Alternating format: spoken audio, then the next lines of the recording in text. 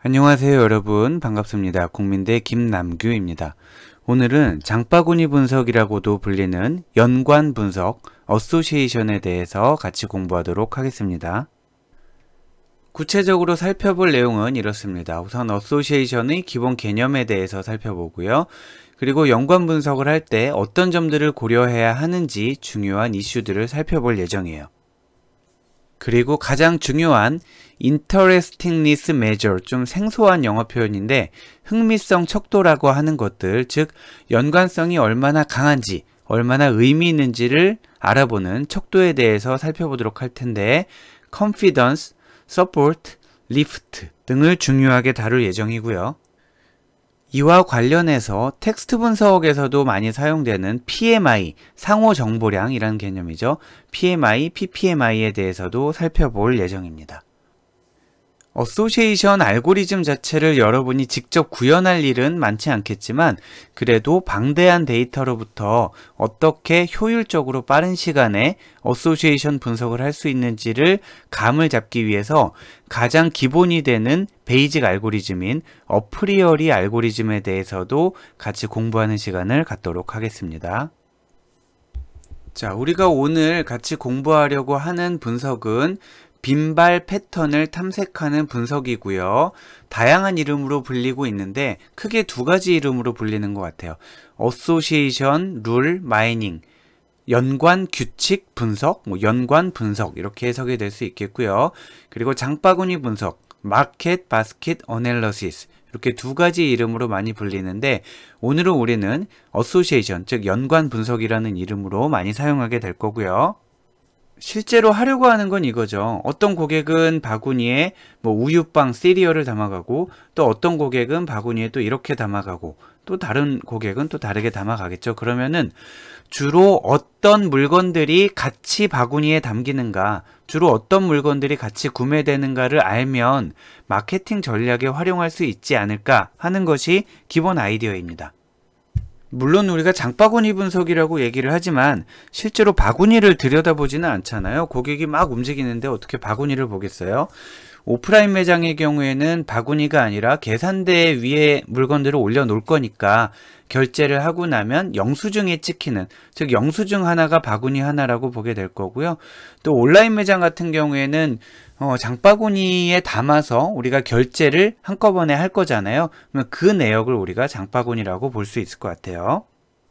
그래서 찾고자 하는 거는 어떤 물건들이 같이 많이 팔리나인데 이 중에 누가 봐도 뻔한 것들이 있잖아요. 우유를 사면 빵을 사더라 라던가 고기를 사면 술을 같이 사가더라, 이런 뻔한 거 말고 뻔한 것들도 물론 규칙으로 발견돼서 나오겠지만 그 규칙들 중에 우리가 모르고 있었던 것들을 뭐라도 좀 찾아보자라는 거죠. 예를 들면 가장 대표적인 예로 맥주 기저귀 있잖아요.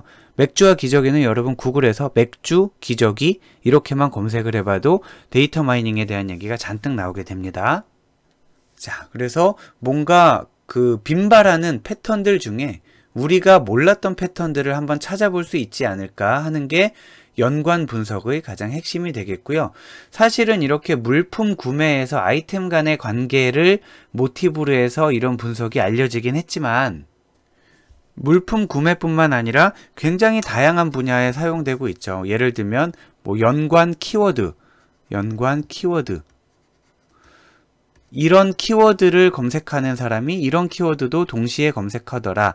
아니면은 어떤 주식 종목이 동반 상승하고 동반 하락하는 그런 패턴을 찾아내고자 할 수도 있을 것 같고요. 그리고 만약에 논문이 있다. 논문에 보면 저자들이 막 있잖아요. 논문에 저자들이 있는 거를 이거를 바구니 하나에 구매된 아이템, 바구니 하나에 구매된 아이템으로 살펴본다 그러면 공저자의 관계를 동시 구매 패턴이라고 볼 수가 있다는 거죠. 즉 어떤 사람과 어떤 사람이 서로 코웍을 하는 경우가 많더라. 이 사람이 논문을 쓰면 이 사람도 같이 쓰더라. 이런 관계를 찾아내는 것도 우리가 지금 하고자 하는 연관 분석을 가지고 할 수 있는 대표적인 응용 중에 하나가 되는 거죠. 자, 이렇게 어소시에이션 분석, 연관 분석을 크게 두 가지로 나눌 수가 있어요. 하나는 그런데 어소시에이션 분석은 크게 다시 두 가지로 나눌 수가 있습니다. 즉, 어소시에이션 안에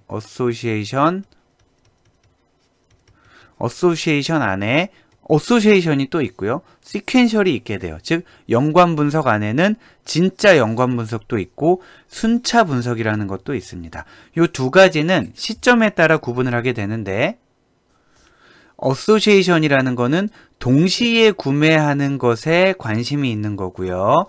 시퀀셜, 순차 분석이라는 거는 무언가 사고 나서 그 다음에 뭘 사고 나서 그 다음에 뭘 산다. 이렇게 순차성에 관심이 있는 거예요. 자, 기본적으로는 이렇게 어소시에이션과 시퀀셜을 나누는 기준이 명확히 있잖아요. 동시에 구매했으면 어소시에이션 분석을 수행하면 되고요. 순차성을 보기 위해서는 시퀀셜 분석을 보면 되는데, 사실은 조금 더 복잡한 이슈가 있습니다.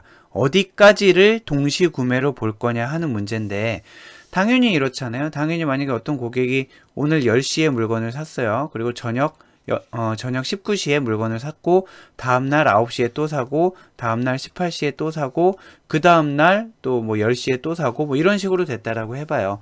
그러면 일반적으로는 얘네를 하나하나의 바구니로 보는 게 맞잖아요. 하나하나의 바구니로 보고 얘네들 간의 순차 분석을 수행을 할 수가 있겠죠. 이게 기본이긴 합니다. 다만 온라인 매장과 오프라인 매장에 약간 패턴의 차이가 있는데, 오프라인 매장을 보면 여러분 이제 주말이나 장을 보러 가면 일단 차를 끌고 가잖아요. 차를 가지고 가서 또 카트나 바구니를 들고 다니고 한 번에 10개, 20개씩의 아이템씩을 사오게 되는데, 온라인 구매는 그렇지 않다라는 거예요. 온라인은 우리가 원하는 순간에 언제든지 살 수 있기 때문에 들어가서 이거저거를 굳이 꼭 한꺼번에 많이 사지 않는다라는 거죠. 일단 원하는 걸 사고 나서 빼먹은 게 있으면 또 사도 되니까. 자, 그래서 실제로 온라인 주문의 경우에는, 온라인 쇼핑몰의 경우에는 쇼핑몰마다 다르겠지만 한 70%가량이 주문 한 건에 아이템이 달랑 하나 들어있는 경우라고 합니다. 자, 그런 다음에 빼먹었으면 다음 주문에 또 하게 되는 거죠. 문제는 이렇게 되면 장바구니 자체가 존재하지 않는 거예요. 바구니 하나에 물건이 하나기 때문에 어소시에이션을 따져볼 수가 없는 거예요. 자, 이런 경우에는 아주 짧은 간격을 두고 일어난 주문들을 묶어서 하나의 주문이라고 봐야 되지 않을까 하는 이슈가 생기게 되는 거죠. 지금 말씀드린 거는 온라인에서 더 심각하게 나타나는 그런 이슈이지만, 오프라인에서도 또 그를 확대해서 적용할 수가 있을 것 같아요. 예를 들면 아까 이 이그젬플에서 원래 우리가 시퀀셜 분석이라고 하는 거는 PC를 사고 나서 지내다 보니 디카도 사고 싶어졌고, 또 디카를 사고 나서 지내다 보니 칩을 더 좋은 걸 사고 싶어지고, 이런 식으로 뭔가 어떤 물건의 구매가, 어떤 아이템의 구매가 다음 아이템에 대한 수요를 촉발시켜서, 니즈를 촉발시켜서 물건을 사면 그 다음에 또 사고 싶어지고, 이거를 찾아보고 싶은 게 순차 분석이란 말이에요. 시퀀셜 분석. 그런데 오전 10시에 샀는데 저녁 7시에 왔다고 해서 이 사이에 뭔가 또 니즈가 생겼겠어? 요때 빼먹은 걸 산 거겠지 라고 우리가 가정을 한다면, 예를 들어서 하루 단위로 바구니를 묶을 수도 있겠죠. 요렇게 해서 하루에 이루어진 거를 장바구니 하나로, 실제로는 바구니 2개지만 얘네를 큰 바구니로 묶어서 요 안에서 있는 아이템들 간의 연관성을 보는 거죠. 하루 단위로 묶을 수도 있겠고요. 또는 온라인 쇼핑몰 같은 경우에는 그게 더 크다. 그러면은 온라인 쇼핑몰은 앞뒤로 일주일간을 묶어서 이거를 동시구매로 본다라든지. 자, 지금 간단해 보이지만 간단하지 않은 이슈를 하나 말씀드렸는데, 다시 정리하면 이렇습니다. 자, 어소시에이션 분석과 시퀀셜 분석이 서로 다른 분석인데요. 큰 틀에선 어소시에이션이라고 부르지만, 동시 구매를 분석할 거냐, 순차 구매를 분석할 거냐인데, 동시냐 순차냐를 구분하는 기준이 언뜻 보기엔 단순해 보이지만 여러분이 조금 더 확장된 기준을 적용할 수 있다 정도로 정리하시면 되겠습니다. 이렇게 해서 연관성이나 순차성이 발견이 되면 거기까지가 우리가 분석하는 분석자들의 몫이고요. 그거를 어떻게 활용할 거냐, 여러 가지로 활용할 수가 있겠죠. 예를 들면 카탈로그를 디자인할 때 원래는 뭐 이렇게 카탈로그가 있으면은 뭐 육류 페이지에는 막 육류만 있고, 그 다음에 뭐 가구류에는 가구만 있고 이렇게 되는데, 카탈로그를 디자인할 때 만약에 연관성이 높은 물건들, 맥주와 기저귀가 연관성이 높다 그러면 갑자기 무슨 뭐 스페셜 이벤트 이렇게 해서 여기에 맥주와 기저귀를 같이 넣을 수 있다든가, 또는 선반 배치, 뭐 매장 배치. 자, 온라인의 카탈로그 디자인이 오프라인에서는 매장 배치에 해당이 되겠죠. 뭐 보면은 맥주 같은 경우에는 주류 코너에 있을 거고요. 그리고 기저귀 같은 경우에는 뭐 유아 코너에 있을 거잖아요. 전혀 이제 다른 곳에 있겠죠. 그런데 맥주와 기저귀를 인근 선반에 배치를 해 놓는다라던가, 아니면 조금 더 가까운 동선을 설계한다든가 하는 것들이 분석 결과에 활용이 되겠죠. 또는 교차 판매에 활용할 수 있을 것 같아요. 맥주를 사는 사람한테 아니면 기저귀를 사는 사람한테 그 옆에 쿠폰을 하나 해서 뭐 기저귀를 사시는 분에게는 맥주 할인 쿠폰을 드립니다. 이렇게. 또는 맥주를 사는 사람에게 옆에 할인 쿠폰을 붙여서 기저귀 할인권을 준다던가, 이렇게 할 수가 있겠죠. 그런데 실제로 하나의 동일한 규칙이 나왔다고 하더라도 그 규칙을 어떻게 활용하는지는 전략을 수립하는 사람의 경험과 판단에 많이 의지를 하게 됩니다. 예를 들면 이런 거죠. 아까 보였던 디지털 카메라랑 메모리 칩을 동시에 사는 사람이 많다는 거예요. 예를 들면 디지털 카메라를 사는 사람은 메모리 칩을 한 90%가 산다라는 거예요. 자, 그랬을 때 얘네를 어떻게 배치할 것이냐. 당연히 일단 떠오르는 방법은 디지털 카메라 선반이 이렇게 있죠. 디지털 카메라가 이렇게 있으면은 그 옆에 메모리 칩도 이렇게 두는 거예요. 그러면은 디카를 사는 사람이 아, 맞다, 나 메모리도 사려고 했는데 하면서 디카를 하나 집은 다음에 옆에 와서 메모리도 사겠죠. 그러면은 디지털 카메라를 사는 사람의 원래 90%가 메모리 칩을 사고 있었는데 이렇게 가까이 붙여 놓으니까 디카를 산 사람 중에 메모리 칩을 같이 사는 사람이 뭐 한 93% 정도 뭐 이렇게 올라갈 수 있겠죠. 이게 가장 전통적인 전략이고요. 즉 연관성이 파악된 아이템들끼리 카탈로그에서 인근에 배치하거나 매장에서 인근에 배치하거나 한다라는 거죠. 그런데 전혀 반대로 다르게 적용할 수도 있어요. 디카를 사는 사람 중에 90%가 메모리 칩을 산다 그러면 어차피 사게 되겠군. 그래서 디카를 사는 사람한테 메모리 칩을 더 파는 게 그렇게 대단한 일이 아니군 이라고 생각을 한다면, 디카 선반이 여기 있잖아요. 그 다음에 메모리 칩은 멀리 두는 거예요. 멀리 둬서 동선을 이렇게 가게 만드는 거예요. 어차피 90%는 메모리 칩을 사게 돼 있으니까. 여기 가는 중간에 갑자기 고가의 무슨 장난감이라던가 아니면 디지털 카메라를 산 한 30%의 사람이 이것도 구매하더라 라는 것들, 다양한 액세서리들 해서 다양한 액세서리들을 막 두게 되면은 원래 디카를 산 사람은 메모리 칩을 사기 위해서 한참 찾아가고 있었는데 가다가 중간중간에 다른 것들도 구매할 수가 있게 되겠죠. 자, 그래서 우리는 어소시에이션 분석을 통해서 이번 시간에 다루는 거는 어떤 물건과 어떤 물건이 같이 많이 팔리더라, 어떤 물건을 사면 그 다음에 뭘 사더라 라는 룰을 찾아내는 데에 이번 시간에는 관심이 있는 거고요. 그 룰을 가지고 어디에 활용할지, 그리고 어떻게 활용할지는 이제 전략을 수립하는 단계에서 고민할 일이라고 정리하시면 되겠습니다.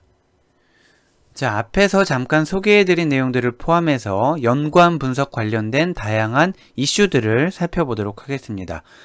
뭘 분석할 거냐, 즉 무엇을 바스켓으로 정의할 것이냐가 우선 고민해야 할 주제이고요. 이거는 여러분이 만약에 연구를 수행하시던 아니면 프로젝트를 수행하시건 가장 먼저 질문을 던져야 할 내용이다 라고 보시면 되겠습니다. 가장 대표적인 건 물건 구매잖아요. 물품 구매. 오프라인의 경우에는 하나의 영수증을 바구니 하나라고 정의할 수 있다라고 했고요. 온라인 구매는 아까 말씀드린 그러한 이유 때문에 한 건의 주문을 물론 오프라인처럼 한 건의 주문을 하나의 바구니로 할 수도 있지만 1년 동안 구매한 거를 한 건의 구매라고 볼 수도 있는 거고요. 그리고 특정 고객의 단연간, 이건 고객 단위가 되겠죠. 특정 고객의 그동안 구매 히스토리 전체를 가지고 하나의 장바구니다 라고 할 수도 있다라는 거죠. 다음으로 또 문서의 경우에 문서에 어떤 키워드가 사용되면 어떤 키워드도 같이 사용되더라 해서 이러한 키워드와 이러한 키워드가 굉장히 연관성이 있다라는 거, 그리고 논문의 공저자 관계도 아까 말씀드렸죠. 그리고 동일한 글에 댓글을 단 아이디, 이거는 왜 할까요? 어떤 글이 있는데 여기에 댓글을 달잖아요. 그런데 또 다른 글에도 또 댓글을 달았단 말이에요. 얘네들도 바구니 하나, 얘네들도 바구니 하나. 그래서 만약에 아이디 ABC라는 아이디가 있으면은 이 사람이 글을 남긴 곳에는 꼭 뭐 EFG도 같이 글을 남기더라 해서 얘네들 간에는 관계가 있더라 라는 이런 분석은 왜 할까요? 물론 이런 아이디를 가진 사람과 이런 아이디를 가진 사람이 댓글을 다는 패턴이 비슷한 걸로 보아서 이 두 사람의 성향이 비슷하다라는 그 깨끗한 목적의 분석을 할 수도 있겠지만 댓글 알바생, 댓글 알바를 찾아낼 때 많이 쓰이는 방법이기도 하죠.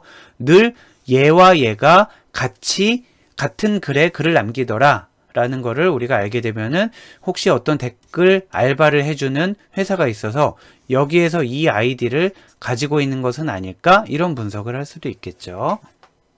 자, 또 뭐가 있을까요? 동일인이 관람한 영화 목록. 이 영화를 본 사람은 이 영화도 봤다더라. 저희 넷플릭스 같은 데 보면 추천 영화 또 많이 나오잖아요. 물론 이제 추천으로 넘어가면 조금 더 고려해야 할 것들이 많잖아요. 뭐 이렇게 간단하게 동시 구매한 것만 보는 게 아니라 관심 있으신 분은 협업 필터링, 자, 협업 필터링이라는 키워드로 한번 검색을 해보셔도 좋을 것 같고요. 해서 이 영화를 보면 이 영화도 같이 보더라 라는 이런 추천을 해줄 수도 있겠고요.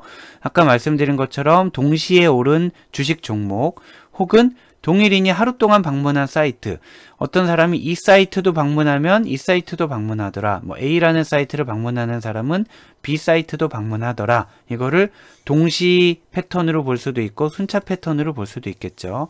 비슷하게 이번에는 관점, 그 방향에 따라 고민을 좀 해봐야 된다라는 거를 유념해 보시면, 어떤 사람이 상점을 방문했단 말이에요. 자, 보면 상점이 있고 여기 사람이 있고 사람이 있게 되는 거죠. 자, 그랬을 때 어떤 사람의 관점에서 이 사람이 방문한 상점들을 묶을 거냐, 반대로 상점 관점에서 그 상점을 방문한 고객들을 묶을 거냐, 이 방향도 여러분이 찾아내야 된다는 거죠.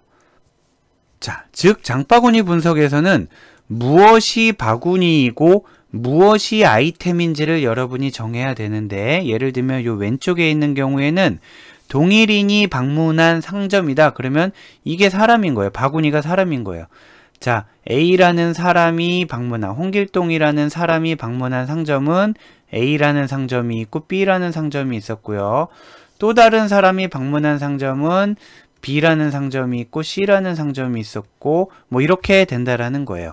그러면 사람을 바구니로 두게 되는 경우에는 우리가 찾고 싶은 건 뭐냐 하면 상점들 간의 연관성을 찾고 싶은 거죠. 자, 편의점 중에 뭐 A라는 편의점을 방문하는 사람은 약국 중에는 B라는 데를 방문한다라든지, 자, 사람을 바구니로 두는 경우에는 상점을 우리가 아이템으로 보게 된다라는 거고요. 반대로 상점 입장에서 묶어서 뭐 상점이 있는데 여기 어떤 사람, 또 다른 상점에서는 어떤 사람 이렇게 묶게 되잖아요. 그러면 지금 바구니가 상점인 거고요. 어떤 사람과 어떤 사람이 연관성이 있는지를 보겠다라는 거죠. 자, 사람으로 묶었을 때는 어떤 상점과 상점이 관련이 있는지를 보는 거고요. 고객으로 묶었을 때는 어떤 상점으로 묶었을 때는 어떤 고객과 고객이 관련이 있는지를 보는 거다라고 아셔야 됩니다. 즉 우리가 알고자 하는 게 무엇인지에 따라서 바구니를 무엇으로 설정해야 되는 건지를 여러분이 유념해 주시고요. 앞 페이지에서도 다뤘던 이슈죠. 연관 분석을 해야 될 건지 순차 분석을 해야 될 건지 어떤 게 적합한가. 일단 만약에 바구니들의 순서가 알려져 있지 않다면 순차 분석은 하고 싶어도 할 수가 없어요. 뭐 영수증에 있는 번호라든지 등등, 아니면 논문이다 그러면 논문의 출간일이 있잖아요, 등등. 시간이 일단 나와 있어야, 순차성이 나와 있어야 순차 분석을 할 수 있는 거고요. 시간이 나와 있지 않으면은 무조건 연관 분석으로 가야 되는데, 시간이 나와 있는 경우라고 하더라도 그거를 연관 분석을 할 건지 순차 분석을 할 건지, 즉 어떤 게 더 가능하고 의미가 있는지는 여러분이 고민해 봐야 한다라는 거죠. 그리고 네트워크 분석으로 확장이 가능하며 의미가 있는가. 지금 네트워크 분석은 사실 연관 분석에서 다룰 내용은 아니지만 여러분이 연구나 프로젝트를 수행하실 때 연관 분석에서 그치지 않고 이 연관 분석을 네트워크 분석으로 확장했을 때 뭔가 조금 더 풍성해질 수 있는 여지가 있는가를 한번 고민해 보시라는 말씀이고요. 간단하게만 보여드리면 이런 거잖아요. 뭐 예를 들어 아까 뭘 해볼까? 논문의 공저자다. A라는 사람이 논문을 쓰면 B도 같이 쓰더라. 자, 그 다음 B가 쓰면 또 누구도 쓰고, 또 누구도 A와 C도 같이 쓰고, 또 이렇게 쓰고 해서 연관성을 둘만 따로 두지 않고 얘네들을 계속 연결해서 하나의 네트워크를 만든 다음에, 네트워크 분석에 다양한 기법들이 많이 있잖아요. 뭐 중심성을 분석할 수도 있고요. 또 뭐 중심성 분석에도 굉장히 여러 가지가 있잖아요. 뭐 인디그리를 분석할 수도 있고, 또 비트윈니스를 분석할 수도 있고, 또 뭐 구조적 공백을 분석할 수도 있고, 여러 가지들. 그래서 여러 가지 분석 기법을 활용해서 뭔가 우리가 연관 분석에서는 찾을 수 없었던 조금 더 고급 지식을 찾을 수 있는 건 아닐까라는 것도 한번 고민을 해보시면 좋을 것 같아요. 자, 또 다른 이슈는, 이거는 이슈라기보다는 여러분이 한번 고민을 한번 이런 것도 굉장히 중요한 것이었겠구나 예전에는 이라고 한번 생각해 주시면 좋겠는데, 뭐냐면 방대한 데이터로부터 프리퀀 아이템셋을 어떻게 찾을 것이냐 하는 문제예요. 무슨 얘기냐 하면 이거 그냥 요즘 컴퓨터 빠르니까 찾으면 되는 거 아니야? 이럴 수가 있는데, 예를 들면 어떤 매장에 1000개의 아이템이 있다라고 해보세요. 1000개의 아이템이 있는 매장은 그렇게 뭐 아주 큰 매장은 아닌 거예요. 1000개 정도의 아이템은 어디든지 가지고 있을 수가 있잖아요. 그런데 이 아이템 종류가 지금 1000개입니다. 이 1000개의 아이템 중에서 무엇과 무엇이 같이 자주 팔리는지를 알고 싶다라고 가정을 해보자고요. 만약에 우리가 알고 싶은 게 뭐 새우깡이에요. 새우깡이랑 스프라이트.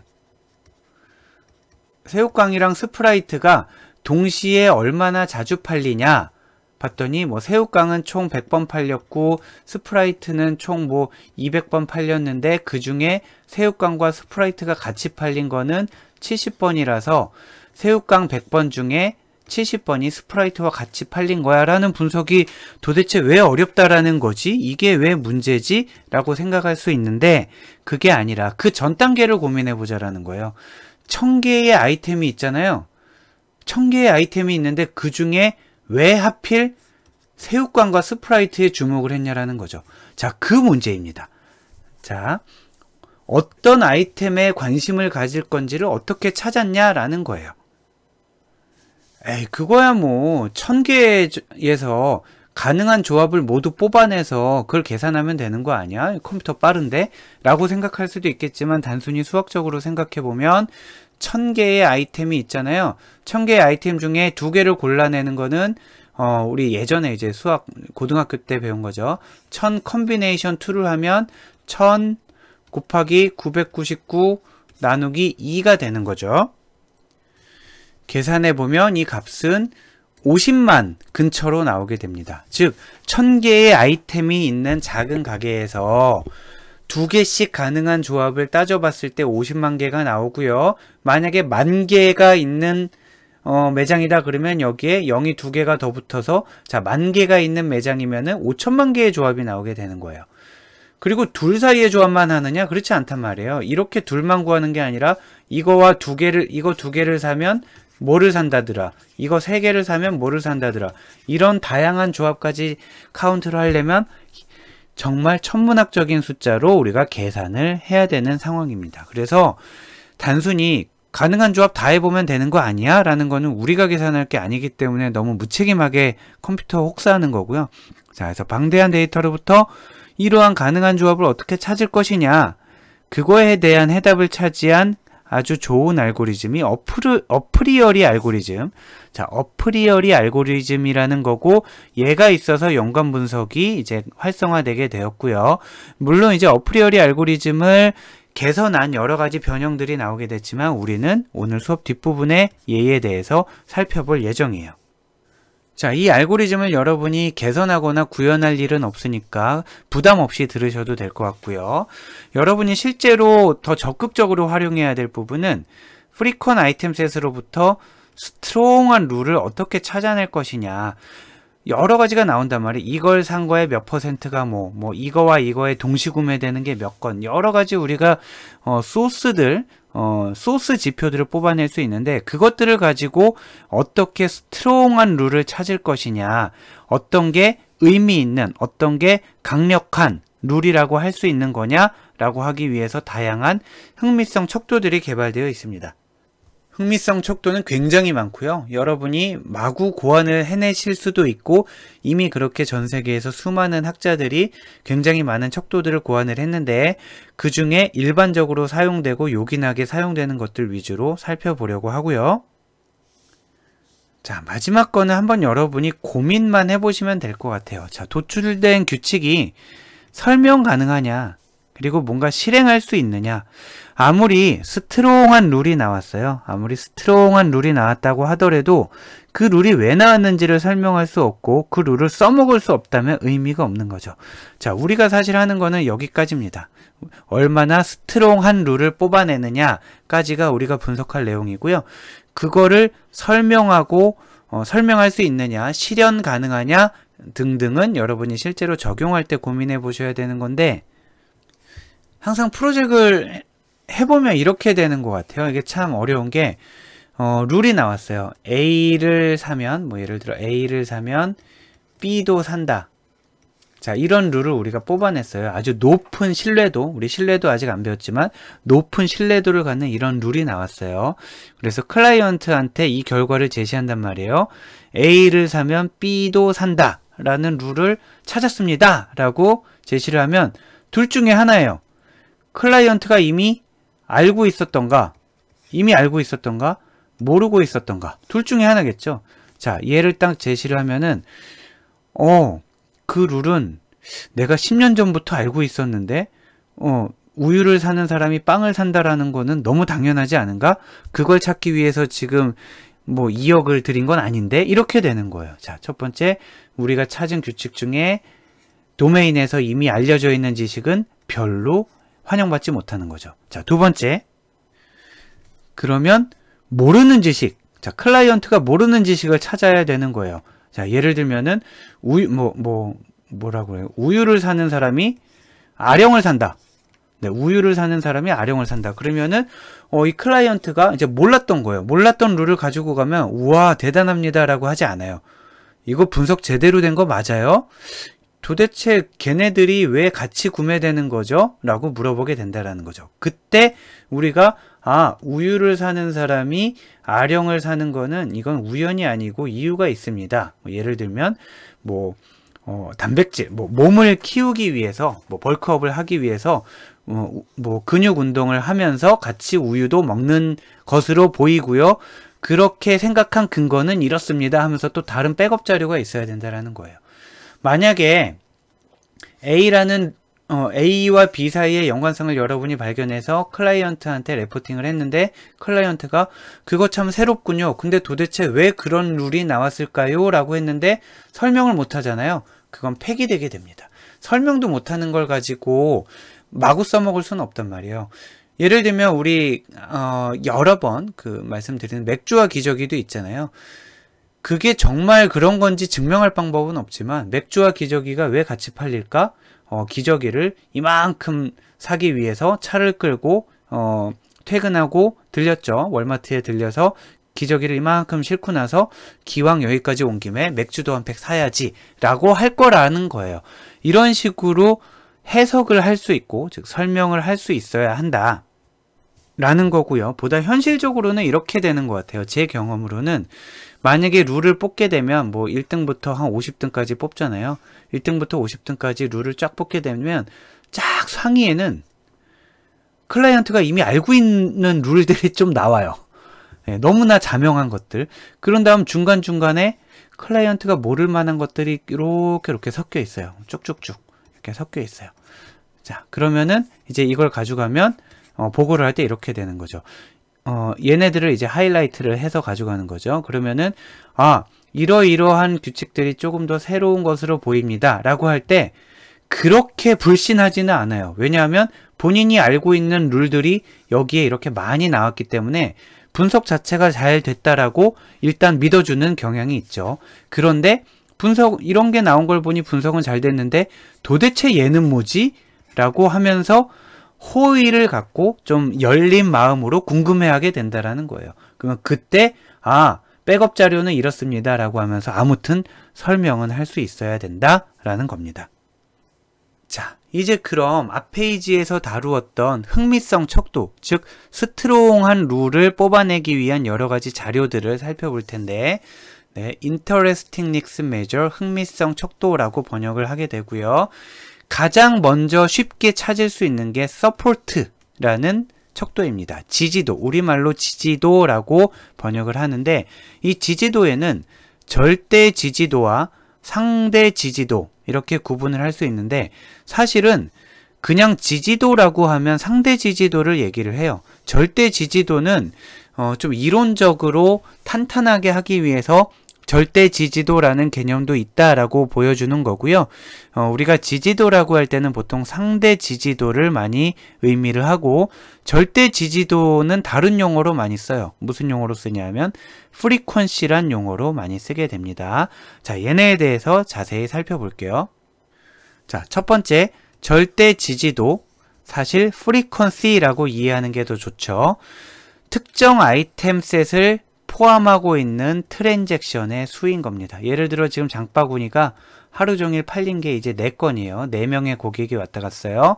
4명의 고객이 왔다 갔는데, 그때 만약에 절대 지지도 A를 구해라 라고 하게 되면은 그거는 곧 카운트 A를 구해라 라는 거고요.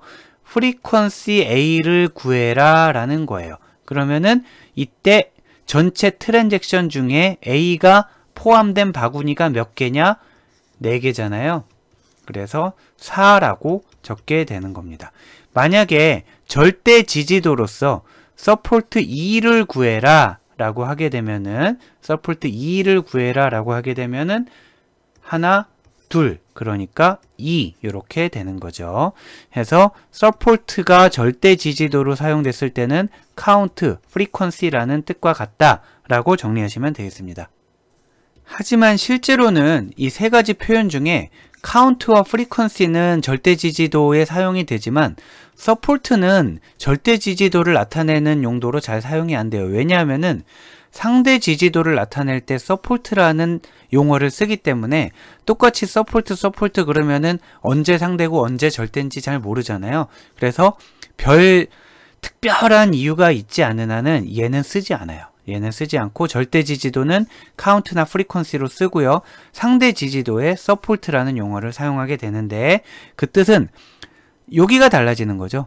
자, 아까는 특정 아이템 셋의 수고요. 지금은 전체 트랜잭션 중 이렇게 되는 겁니다. 즉, 요 부분이 추가가 된 거예요. 한번 계산을 해보면 아까 절대 지지도는 A가 4였잖아요. 그런데 이번에 상대 지지도 진짜 서포트를 구해보면 카운트 토탈 분의 카운트 A, 그러니까 카운트 토탈은 바구니가 총 4개잖아요. 바구니가 총 4개니까 4분의 A가 들어간 거는 4.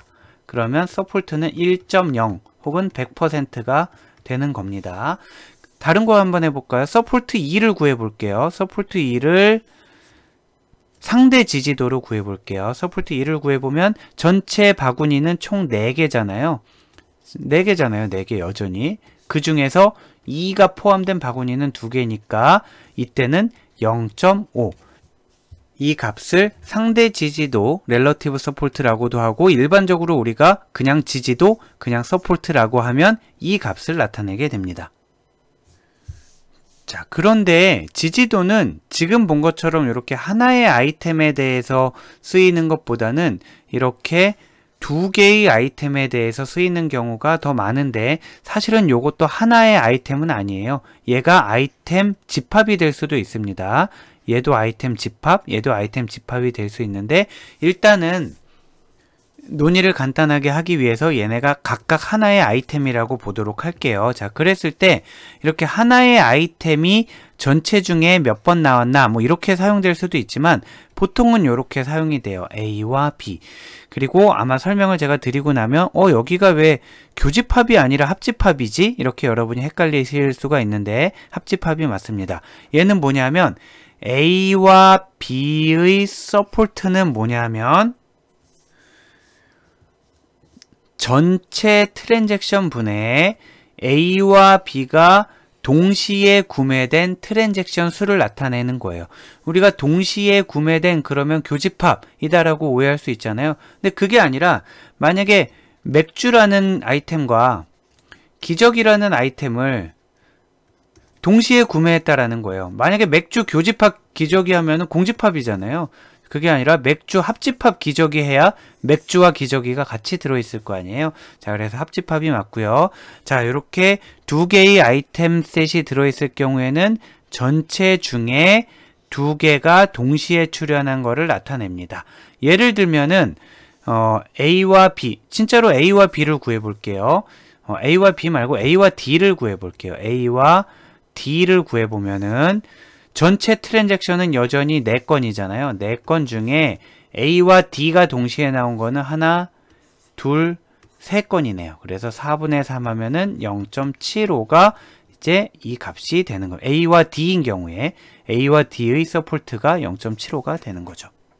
그런데 여러분 헷갈리시면 안 되는 게 보통 이게 완전히 정확한 표현은 아닌데 이렇게 간단하게 A와 D의 서포트를 A와 B의 서포트를 구해라를 이런 식으로 쓸 때가 있는데 이때 이 화살표는 아무 의미가 없어요.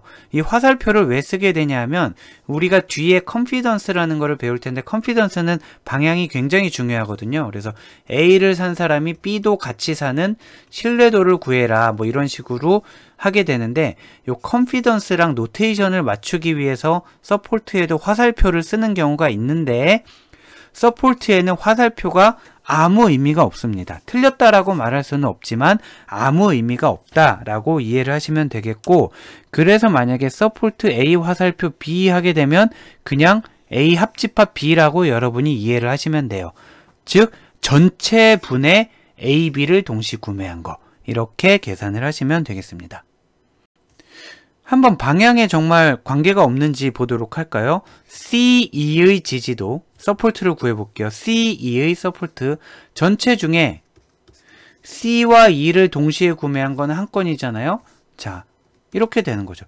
얘도 마찬가지예요. 전체 중에 E와 C를 동시에 구매한 거 한 건이잖아요. 항상 똑같게 되겠죠. 그래서 서포트의 경우에는 혹시 룰 안에 화살표를 적더라도 화살표의 방향이 전혀 관계가 없다라는 것에 주의하시고 정리하시면 되겠습니다. 자, 다음으로는 가장 널리 사용되는 척도입니다. 신뢰도, 컨피던스라고 하는 거고요. 여러분 조건부 확률 아실 텐데 기억하시면은 조건부 확률이 곧 신뢰도다 이렇게 정리하시면 되겠어요. 뭐냐면 아이템셋 A를 포함하는 트랜잭션 중, 자, 아까 서포트 같은 경우에는 전체 트랜잭션 중이었잖아요. 자, 그런데 이번에는 아이템 A를 포함하는 트랜잭션 중, 아이템 A, B를 모두 포함하는 트랜잭션의 비율, 즉 서포트랑 비교했을 때 컨피던스는 분자는 같아요. 분자는 둘 다 구매한 바구니 건수, 그런데 분모가 카운트 A가 되는 겁니다. 전체 트랜잭션이 아니고요. 자, 해서 보면 이런 식으로 쓰는 거예요. 컨피던스 A를 샀을 때 B도 구매한다라는 이러한 규칙의 신뢰도는 하고 물어보면 A를 구매한 전체 트랜잭션 분의 A, B를 동시에 구매한 전체 트랜잭션이에요. 자, 옆에 거는 요거는 뭐 한번 계산해 보시면 되는데 서포트 A 합집합 B가 카운트 A 합집합 B 나누기 카운트 토탈이었고요. 그거 나누기 아래도 서포트 A라는 거는 카운트 A 나누기 카운트 토탈이란 말이에요. 그렇기 때문에 카운트 토탈이 지워지고 나면 카운트 A분의 카운트 A 합집합 B 해서 얘랑 똑같다라는 것을 간단히 한번 제가 증명만 해드렸고요. 여러분은 그냥 얘로 계산을 하실 일이 훨씬 많을 겁니다. 해서 카운트 A가 포함된 트랜잭션 수 분의 A, B가 동시에 포함된 트랜잭션 수를 우리가 신뢰도, 컨피던스라고 한다. 이렇게 기억하시고요. 아까 지지도 같은 경우는 방향에 영향을 받지 않았는데 이번에 컨피던스는 한번 영향을 받는지 볼게요. 자, 왼쪽에 있는 게 분모로 갑니다. C를 포함한 트랜잭션은 하나 있네요. 자, 그럼 하나분의 C와 E를 동시에 포함한 트랜잭션이 하나예요. 그러면 얘는 100%, 즉 1.02 되는 거고요. 밑에 걸 구해볼까요? E를 포함한 트랜잭션은 하나, 두 개가 되네요. 자, 두 개 중에 C도 같이 포함한 건 하나밖에 없어요. 그래서 1 하면 50%가 되는 겁니다. 즉, CE의 신뢰도는 100이고요. 100%. EC의 신뢰도는 50%니까 다르죠. 즉, 컨피던스는 룰의 방향에 영향을 받는다. 그리고 서포트는 룰의 방향의 영향을 받지 않는다. 이렇게 한번 정리해 두시면 되겠습니다. 신뢰도가 가장 의미 있게 또 널리 사용되는 연관성 척도다 라고 생각하시면 되겠는데 또 이런 한계가 있어요. 예를 들면은 총 10,000건의 트랜잭션이 있었어요. 10,000건의 트랜잭션 ABC를 가지고 할게요. ABC가 막 이렇게 있었어요. 막 있었는데 그 중에 K가 구매된 건 딱 한 건인 거예요. K가 구매된 건 딱 한 건. 마지막 바구니. 거기에 KA가 구매됐어요. 자, 지금까지 9,999건 중에 K는 단 한 건도 없었어요. 그런데 마지막 한 건에 K가 있었고 그때 마침 A가 있었어요.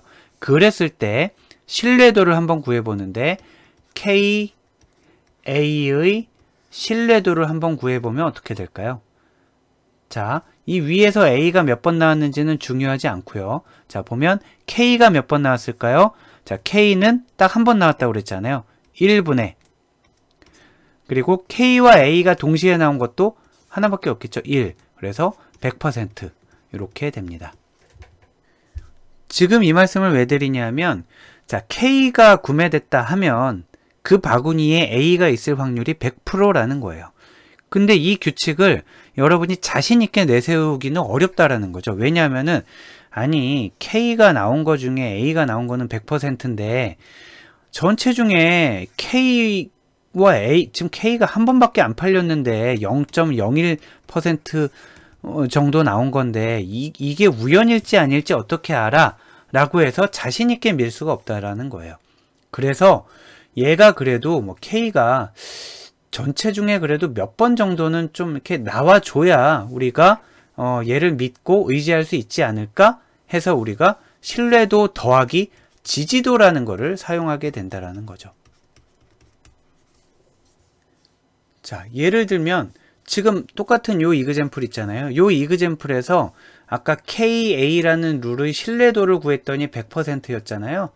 그런데 지지도를 구해볼까요? 지지도를 구해보면 전체 트랜잭션 수는 만이죠. 그 중에 KA가 동시에 구매된 트랜잭션은 1이란 말이에요. 즉 0.01%로 매우 낮다라는 거예요. 그래서 이 이름이 이제 지지도라고 번역이 되게 된 겁니다.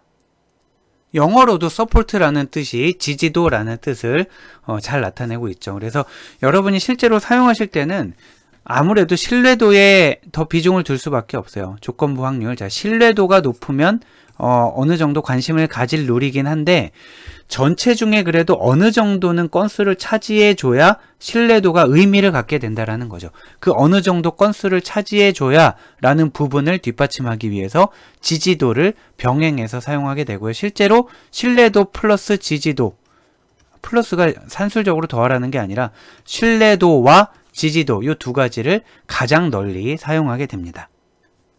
그래서 일반적으로 신뢰도가 우리가 임계치를 정하게 되는 거예요. 예를 들면 지지도는 0.1을 임계값으로 정하고요. 신뢰도는 0.7을 임계값으로 정했다. 그러면은 지지도가 0.1을 넘으면서 신뢰도가 0.7을 넘는 그런 규칙을 우리가 강한 연관 규칙, 즉 스트롱 룰이라고 부르게 되는데 문제는 스트롱 룰이라고 해서 늘 의미가 있는 것도 아니라는 거예요. 자, 그 이그젬플을 한번 보도록 할게요. 지금 아래 주어진 표를 읽는 법은 이렇습니다. 게임이라는 게 있고 비디오라는 게 있는데요. 자, 게임을 산 사람이 6,000명이에요. 게임을 안 산 사람이 4,000명. 합치니까 10,000명. 이렇게 되는 거고요. 비디오를 산 사람이 7,500명. 비디오를 안 산 사람이 2,500명. 합치니까 10,000명. 이렇게 되는 거죠. 그 중에서 4,000명은 게임도 샀고 비디오도 샀고요. 3,500명은 비디오는 샀는데 게임은 안 산 거고 2,000명은 비디오를 안 사고 게임만 산 거고 500명은 둘 다 사지 않은 이런 상황이 되겠습니다. 이때 이렇게 쓰는 게 원래 정식 룰이에요. 이렇게 쓰는 게. 자, 어떤 X라는 사람이 있을 때 그 사람이 게임을 샀다. 그랬을 때 그 동일한 X라는 사람이 비디오도 산다라는 규칙. 자, 이렇게 쓰는 게 정식으로 포멀하게 쓰는 건데 요거를 그냥 간략하게 쓰기 위해서 이렇게 그냥 한 거죠. 게임을 사면 비디오를 산다라는 규칙의 컨피던스. 그리고 여기도 화살표로 쓰는 경우도 있다고 했잖아요. 그런데 그게 오해의 소지가 있기 때문에 좀 더 예쁘게 여기 그냥 합집합, 방향성이 없는 합집합으로 썼습니다. 그래서 결국 여기서 알고자 하는 거는 게임을 사면 비디오를 산다라는 이 규칙이 과연 의미가 있는지를 한번 평가해 보자라는 거예요. 그럼 우리가 할 수 있는 거는 서포트와 컨피던스를 구하는 거잖아요. 일단 서포트를 먼저 구해 보도록 하겠습니다. 아래 걸 먼저 구해 볼게요. 서포트는 전체 트랜잭션이 10,000개죠. 10,000 분의 비디오와 게임을 동시에 구매한 건 4,000이잖아요. 자, 이렇게 되면은 0.4 서포트는 0.4 우리가 지금 임계값을 정해놓지는 않았지만 서포트가 0.4면은 굉장히 큰 넉넉한 숫자라고 볼 수 있어요. 자, 두 번째 컨피던스를 보도록 할게요. 컨피던스는 게임을 산 사람 중에 둘 다 산 사람. 그러니까 게임을 산 사람은 6,000명이잖아요. 6,000명 중에 둘 다 산 사람은 4,000명. 그러면 얘는 3분의 2가 되니까 67%, 0.67 이렇게 되겠죠. 자, 그래서 이것도 역시 우리가 지금 임계값을 정하진 않았지만 서포트가 0.4, 컨피던스가 0.67이면은 일반적으로 굉장히 스트롱한 룰이라고 할 수 있습니다. 그래서 게임을 사는 사람이 비디오도 사는 규칙을 찾았습니다. 굉장히 스트롱한 룰입니다. 라고 했는데 이 도메인을 잘 아는 사람이라면 이거 엉터리잖아 라고 얘기를 하게 될 텐데 왜 엉터리라고 얘기를 할까요? 자, 한번 이 표를 들여다보시고 고민을 해보세요. 자, 한번 설명을 드리면 자, 컨피던스를 다시 가볼까요? 게임을 산 사람 중에 무려 67%가 비디오를 사니까 게임의 구매가 비디오의 구매에 긍정적인 영향을 주고 있다라고 주장을 하는 거란 말이에요. 지금 게임의 구매가 비디오의 구매를 촉진시킨다라고 주장을 하는 건데 진짜 그런지 한번 보면은 그냥 게임과 관계없이 전체 고객을 봐요. 전체 고객. 자, 전체 고객 10,000명이 왔어요. 그 중에 몇 명이 비디오를 샀나요? 네, 7,500이란 말이에요. 그러니까 그냥 게임과 관계없이 전체 고객의 75%가 원래 비디오를 사요. 전체 고객의 75%가 비디오를 사는데 오히려 게임을 산 사람의 67%가 비디오를 샀다라는 거는 게임을 산 사람은 비디오의 구매를 떨어뜨리는 경향이 있다라는 거예요. 오히려 비디오의 구매를 촉진시키는 게 아니라 비디오의 구매를 막는 그런 경향이 있다라는 거죠. 이 수치로만 봤을 때는 굉장히 큰 수치인 줄 알았는데 그냥 전체 고객의 수치를 봤더니 오히려 전체 고객의 일반적으로 나타나는 경향보다도 낮았다라는 거죠. 자, 이러한 현상이 왜 생겼을까요? 즉, 수치상으로는 컨피던스 서포트가 모두 높은데 실제로는 의미 없는 룰이 나오는 이러한 현상은 왜 생겼냐면 어떨 때 생기냐면 요 우측에 있는 아이템 있잖아요. 비디오. 비디오가 워낙 히트하는 아이템일 때는 그래요. 자, 비디오가 히트하는 아이템일 때는 왼쪽에 뭐가 오든지 이 컨피던스 자체, 서포트 자체가 높아지는 경향이 있어요. 지금도 보면 비디오는 10,000명 중에 7,500명이 구매하는 아주 핫한 아이템이란 말이에요. 그래서 이 수치가 높은 게 실제로 얘네 둘 사이에 연관성이 높아서 수치가 높게 나온 게 아니라 비디오 자체가 워낙 핫해서 과평가되었다라는 거죠. 그래서 이러한 현상이 발생하는 거를 제대로 평가하기 위해서 신뢰도와 지지도 이외에 추가적인 척도가 필요하게 되는데 그걸 우리가 향상도라고 하게 됩니다. 물론 신뢰도, 지지도, 향상도 이외에도 굉장히 많은 척도들이 몇백 개 있어요. 있지만 일반적으로 사용되는 거는 신뢰도, 지지도, 향상도 이렇게 세 가지라고 보시면 되겠고 리프트, 향상도는 A의 구매가 B를 얼마나 끌어올렸냐라는 것에 초점을 두고 있고요. 수식은 이렇게 나타낼 수가 있겠습니다. 즉 A와 B의 리프트는 이 리프트 역시 화살표로 안에 쓰는 경우도 있지만 화살표가 아무 의미가 없어요. 무방향성이고요. 자, A와 B의 구매에 대한 향상도는 A의 서포트, B의 서포트 분의 둘 다 절대 지지도예요. 분의 A와 B를 동시 구매한 서포트 이렇게 되는 겁니다. 수치를 한번 계산을 해보면 자 분모부터 볼까요? 자 게임의 상대 지지도, 게임의 서포트는 전체 10,000개 중에 6,000개를 산 거예요. 자 게임의 서포트, 그 다음 비디오의 서포트는 10,000개 중에 7,500개를 샀잖아요. 자 이렇게 됩니다. 그리고 위에 A와 B의 서포트는 10,000개 중에 4,000개를 산 거잖아요. 그래서 10,000개 중에 4,000 이렇게 됩니다. 자, 이 계산을 한번 해보면 위에는 0.4가 되고요. 아래는 0.6, 0.75를 곱해야 되니까 곱하면 0.45가 될 거고요. 그러면 0.45분의 0.4분은 딱 봐도 1보다 작잖아요. 얘는 0.89 이렇게 계산이 됩니다. 그러면 리프트는 어떻게 활용하느냐? 리프트는 크다 작다라는 데에 의미가 있다라기보다 뭐 값이 클수록 좋다 이게 아니고요.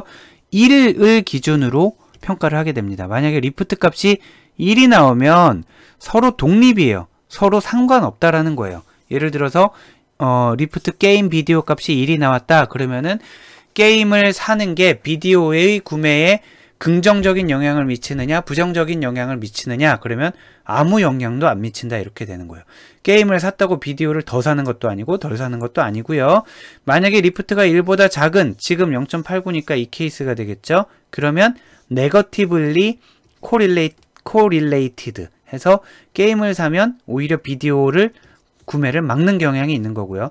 positively correlated는 리프트가 1보다 큰 경우, 만약에 뭐 1.8 이렇게 나왔다 그러면 1보다 크잖아요. 그 경우에는 게임을 사는 사람이 게임의 구매가 비디오의 구매를 촉진시킨다 이렇게 얘기할 수가 있는 거죠. 자, 동일한 이그젬플로 한번 요거는 여러분이 해보세요. 핫도그를 사면 버거를 산다 라는 것에 대한 리프트를 구하는 건데 여기에 물론 화살표로 나와 있지만 사실은 화살표는 큰 의미가 없다고 그랬죠. 자, 해서 핫도그를 사면 버거를 사는 것에 대한 리프트가 과연 1보다 큰지 작은지를 여러분이 계산을 해보시길 바라고요. 그러면 지금 우리가 세 가지 척도를 배웠잖아요. 하나는 서포트라는 거를 배웠고요. 또 하나는 컨피던스라는 거를 배웠고요. 또 하나는 리프트라는 거를 배웠고 이렇게 세 가지를 배웠는데 실제로 활용할 때는 어떤 식으로 우리가 의미 있는 룰을 고르게 되냐면 일단 리프트가 1 이하인 거는 천해요. 자, 리프트가 1 이하라는 거는 자, 오히려 구매를 방해하거나 독립인 거를 우리가 추천할 수는 없잖아요. 그런 룰을. 그래서 일단은 1보다 큰 거, 즉 positively correlated 된 것을 골라내고요. 그 중에서 서포트를 미니멈 스레시홀드를 줘요. 너무 건수가 몇 개 안 되면 우연히 높게 나타날 가능성이 있으니까 최소한 서포트는 0.1보다는 커야 된다 이런 식으로. 즉 리프트는 1보다 크게 해야 되는 게 일반적이고요. 그리고 서포트는 우리가 주는 임계값이 있어서 0.1보다 큰 거 이렇게 한 다음에 컨피던스 순으로 내림차순으로 정렬을 해요. 그러면 1등부터 몇 등까지 쭉 나오잖아요. 그러면 걔네들 중에 뭐 탑 50개의 룰을 뽑는다 이런 식으로 되는 거죠.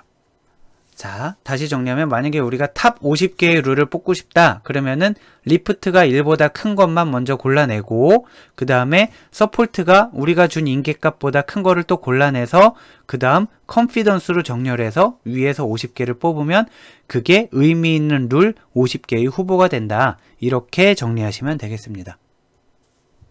자, 연관 분석이 사용되는 분야 중에 하나로 연관어 분석이 있다라고 말씀드렸는데, 즉 단어가 어떤 단어랑 어떤 단어가 같이 동시에 출현하느냐라는 분석이 있는데, 이때에도 우리가 사용하는 여러 가지 흥미성 척도들, 방금까지 살펴본 흥미성 척도들이 사용되는데 조금 다르게 변형을 해서 사용될 수가 있습니다. 자, 이 이그젬플을 한번 살펴보도록 할게요.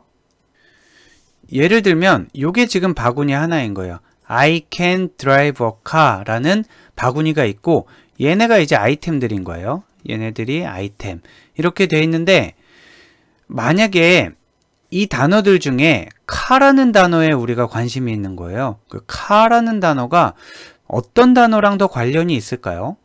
상식적으로 생각해 보면 car라는 단어와 너라는 단어와 드라이브 하면은 카와 드라이브가 당연히 관련이 높아야 되잖아요. 그런데 한번 구해보자라는 거예요. 컨피던스와 서포트를 한번 구해보면 컨피던스의 카와 더, 그리고 컨피던스 카와 드라이브, 서포트 카와 더, 서포트 카와 드라이브 이렇게 한번 해보면 우리가 지금 수치가 정확하게 나와 있어서 이거를 구할 수는 없지만 대략 감을 잡을 수가 있죠. 자, 이 더라는 단어 있잖아요. 더라는 단어가 어느 문장이든 다 나올 거 아니에요. 어떤 문장이건 다 나온단 말이에요. 예를 들면 우리 장바구니 분석을 할 때 보면 처음에 실수를 할 수가 있는 게, 장바구니 할 때 보면 요즘엔 비닐 봉투도 돈을 받잖아요. 뭐 20원 30원 이렇게 돈을 받기 때문에 영수증에 보면 비닐 봉투가 찍혀요. 그래서 장바구니 분석을 하다 보면 뭐 햄을 사도 비닐봉투, 우유를 사도 비닐봉투, 뭐 음료수를 사도 비닐봉투 이렇게 나오듯이 더라는 단어는 지금 거의 모든 문장에 나올 거기 때문에 카랑 드라이브가 아무리 관련이 높다고 하더라도 카 입장에서 보면 드라이브보다는 더라는 단어가 훨씬 더 같이 많이 나온단 말이에요. 자, 훨씬 더 같이 많이 나와요.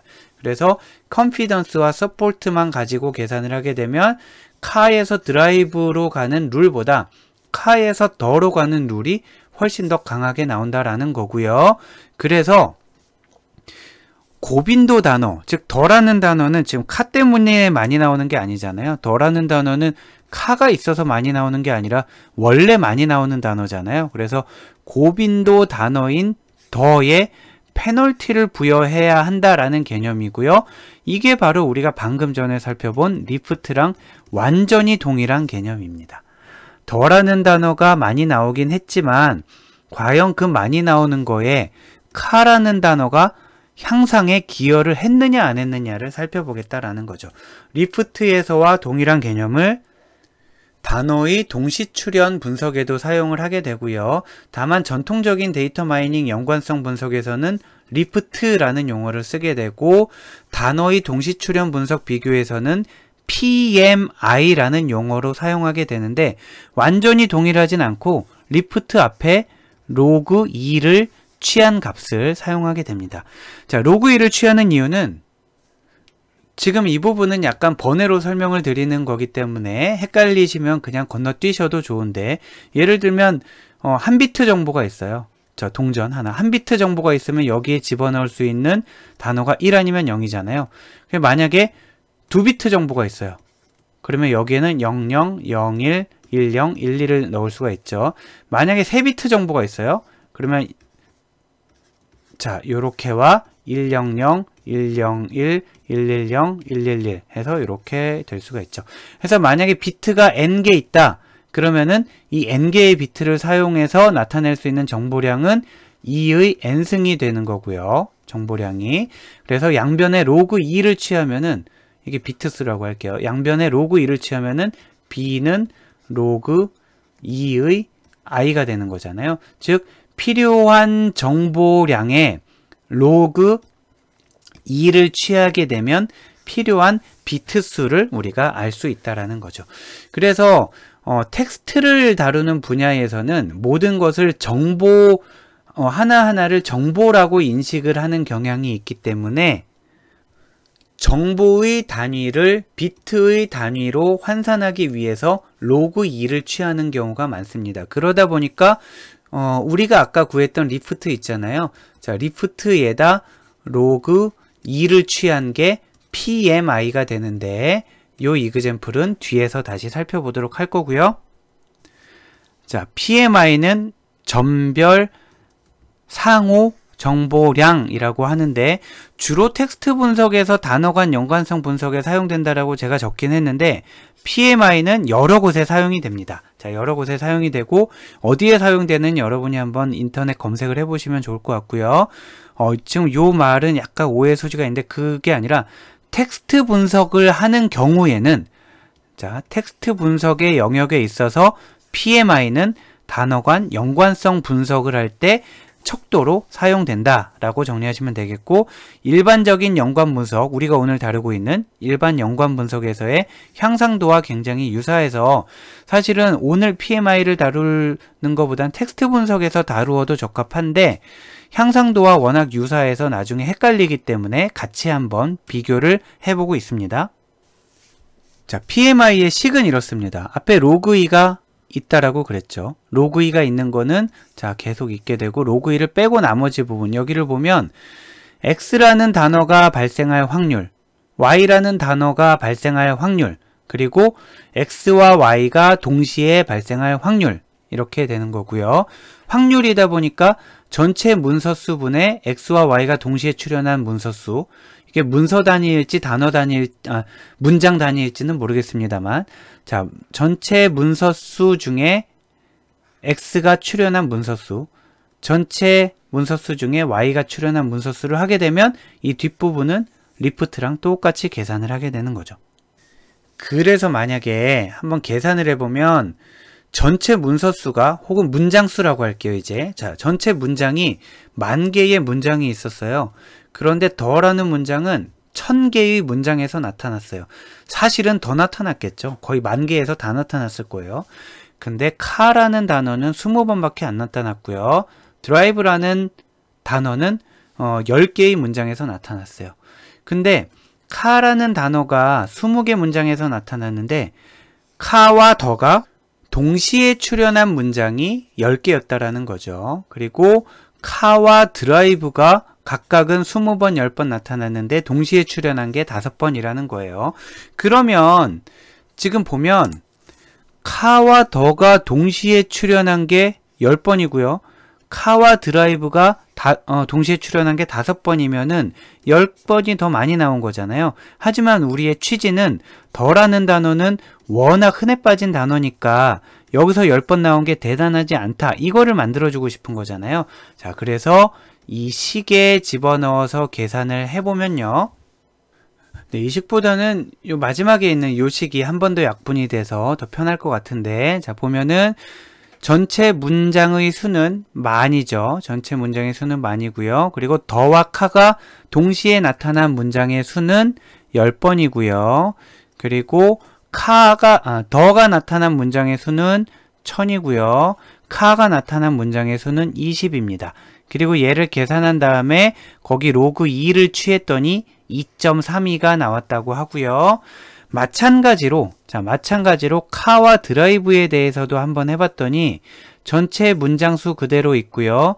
카와 드라이브 동시에 나온 수, 그리고 카와 드라이브 각각 나온 수에다가 로그 2를 취했더니 7.97이 나왔다라는 거죠. 자, 왜 이런 결과가 나왔냐면 일단 분자를 놓고 볼 때는 카와 더가 10번 나왔고요. 그리고 카와 드라이브가 5번 나왔으니까 분자를 봤을 때는 왼쪽에 조금 더 우선순위가 있는, 왼쪽이 조금 더 의미 있는 규칙이 아닌가 싶을 수가 있는데, 분모를 보잔 말이에요. 분모에 카는 양쪽 다 공통적으로 20번 나왔으니까 별로 의미가 없겠고요. 나머지 하나, 더가 나온 횟수, 그리고 드라이브가 나온 횟수, 여기서 이제 차이가 난단 말이에요. 여기서 이렇게 차이가 나는 거죠. 그렇기 때문에 특히 요놈, 자, 더라는 애가 너무나 흔하게 나오는 단어이기 때문에 분모에서 크게 작용을 해서 전체 PMI 값을 깎아먹어서 PMI 값은 2.32 대 7.97로 오른쪽이 더 크게 나타나는, 즉 카라는 단어는 PMI 관점에서 보면 더라는 단어보다는 드라이브라는 단어와 좀 더 관련이 있다라고 우리가 결론을 지을 수가 있다라는 거죠.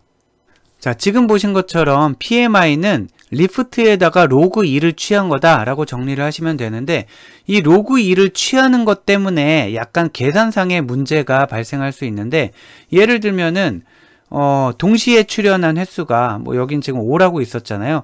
카랑 드라이브라는 단어가 만약에 동시에 출현한 횟수가 5가 아니라 0이었다라고 생각해 봐요. 그럼 여기가 0이면 전체가 0이 되잖아요. 그러면 로그 2의 0은 계산을 못 해요. 자, 로그 2의 0은 얘는 마이너스 무한대가 나온단 말이에요. 그러면은 사실 의미는 없지만 알고리즘으로 얘를 돌리게 되면은 마이너스 무한대가 돼서 계산에 어려움이 있기 때문에, 만약에 로그 2의 뭐다, 얘를 계산을 한 게 음수가 될 것 같으면 마이너스 3인지 마이너스 무한대인지 마이너스 100인지 하나도 안 궁금하니까 그냥 0이라고 찍자라는 거예요. 자, 여기 이 부분이 얼마가 돼야 PMI 값이 음수가 되는지를 살펴보면 로그 2의 1이 돼야 얘가 0이 되는 거잖아요. 그러니까 동시 발생 횟수가 1인 경우에는 0이 되는 거고요. 동시 발생 횟수가 1보다 작은 경우에는 얘는 음수를 갖게 될 거잖아요. 근데 음수로 나타내지 말고, 만약에 동시 발생 횟수가 1보다 작은 경우에는, 즉 0이 되겠죠. 발생한 적이 없을 때에는 그냥 음수 말고 0을 출력하도록 이렇게 함수를 수정했다. 요거는 그 알고리즘 구현상의 문제이기 때문에 크게 중요하다거나 의미를 줄 필요는 없고요. 다만 이제 PMI를 계산할 때 음의 무한대가 나오는 경우를 방지하기 위해서 음수일 때는 0을 출력하도록 이렇게 수정을 했고, 그래서 앞에 파지티브 자를 붙여서 파지티브 PMI라고 해서 실제로는 이 PPMI를 더 많이 씁니다. 개념적으로는 PMI를 기억하시면 되겠고요. 실제로는 PPMI를 더 많이 쓴다라고 정리하시면 되겠습니다. 자, 이번에는 어프리어리 알고리즘에 대해서 같이 한번 살펴보도록 하겠습니다. 얘를 지금 우리가 왜 해야 되냐 하면 프리퀀트한 아이템셋을 찾아야 한단 말이에요. 프리퀀트한 아이템셋은 뭐냐 하면 말 그대로 빈발하는 아이템셋이잖아요. 자주 나오는 아이템셋을 찾아야 하는데, 빈발한다라는 거에 대한 기준은 상대 지지도, 렐러티브 서포트가 우리가 이미 정해놓은 스레시홀드보다 큰 거를 얘기하는 거예요. 예를 들면은 우리가 임계치를, 스레시홀드를 0.1로 만들어 놨다면은 0.2를 초과하는 서포트를 가진 애들을 우리가 프리퀀트하다 이렇게 얘기를 하게 되는 거죠.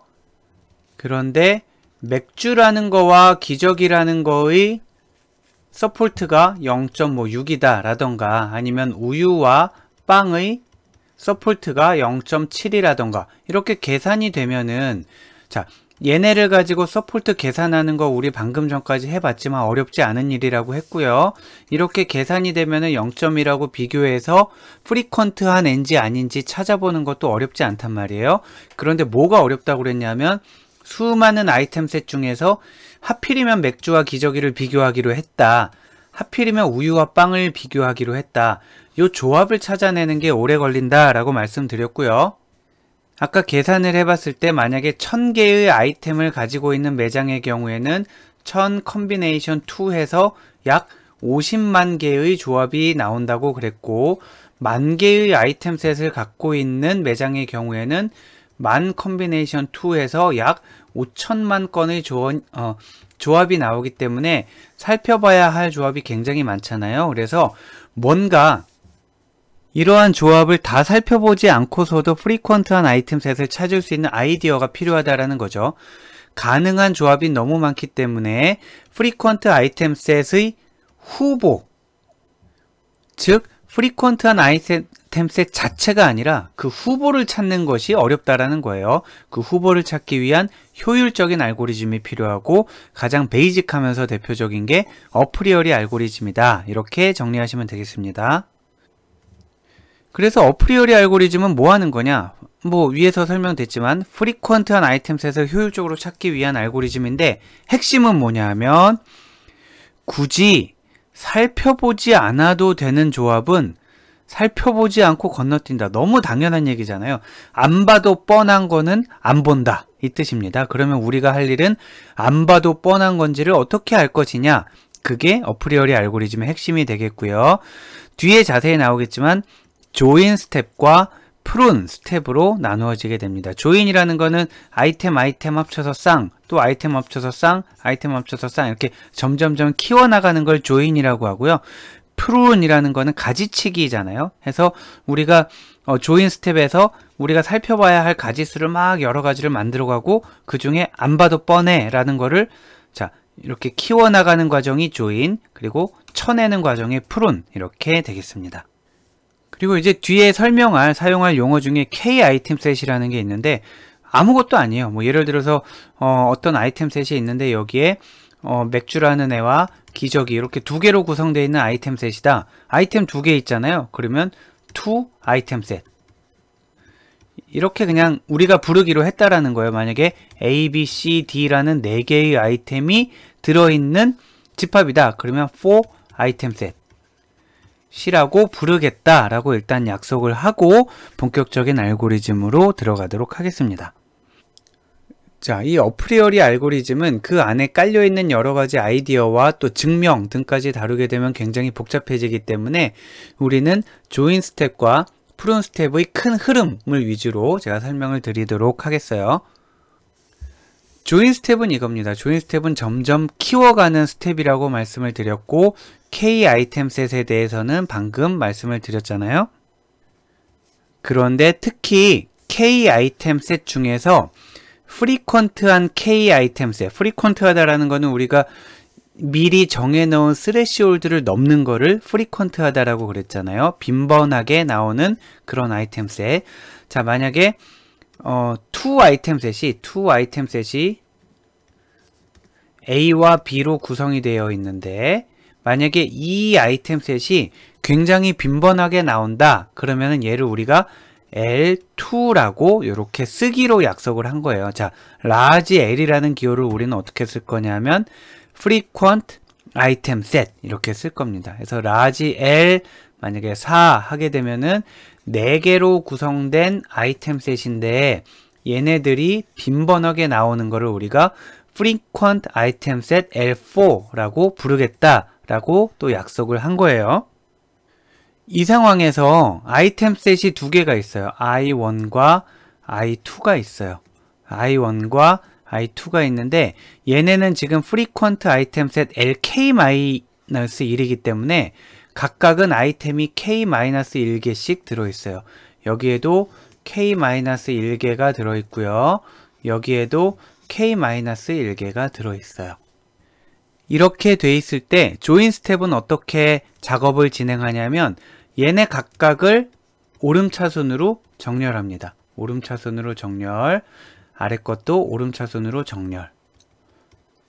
이렇게 한 다음에 얘네 두 개를 결합해서 자 K-1개짜리 K-1개짜리를 결합해서 K개짜리 아이템 셋을 만들어내는 게 목적이에요.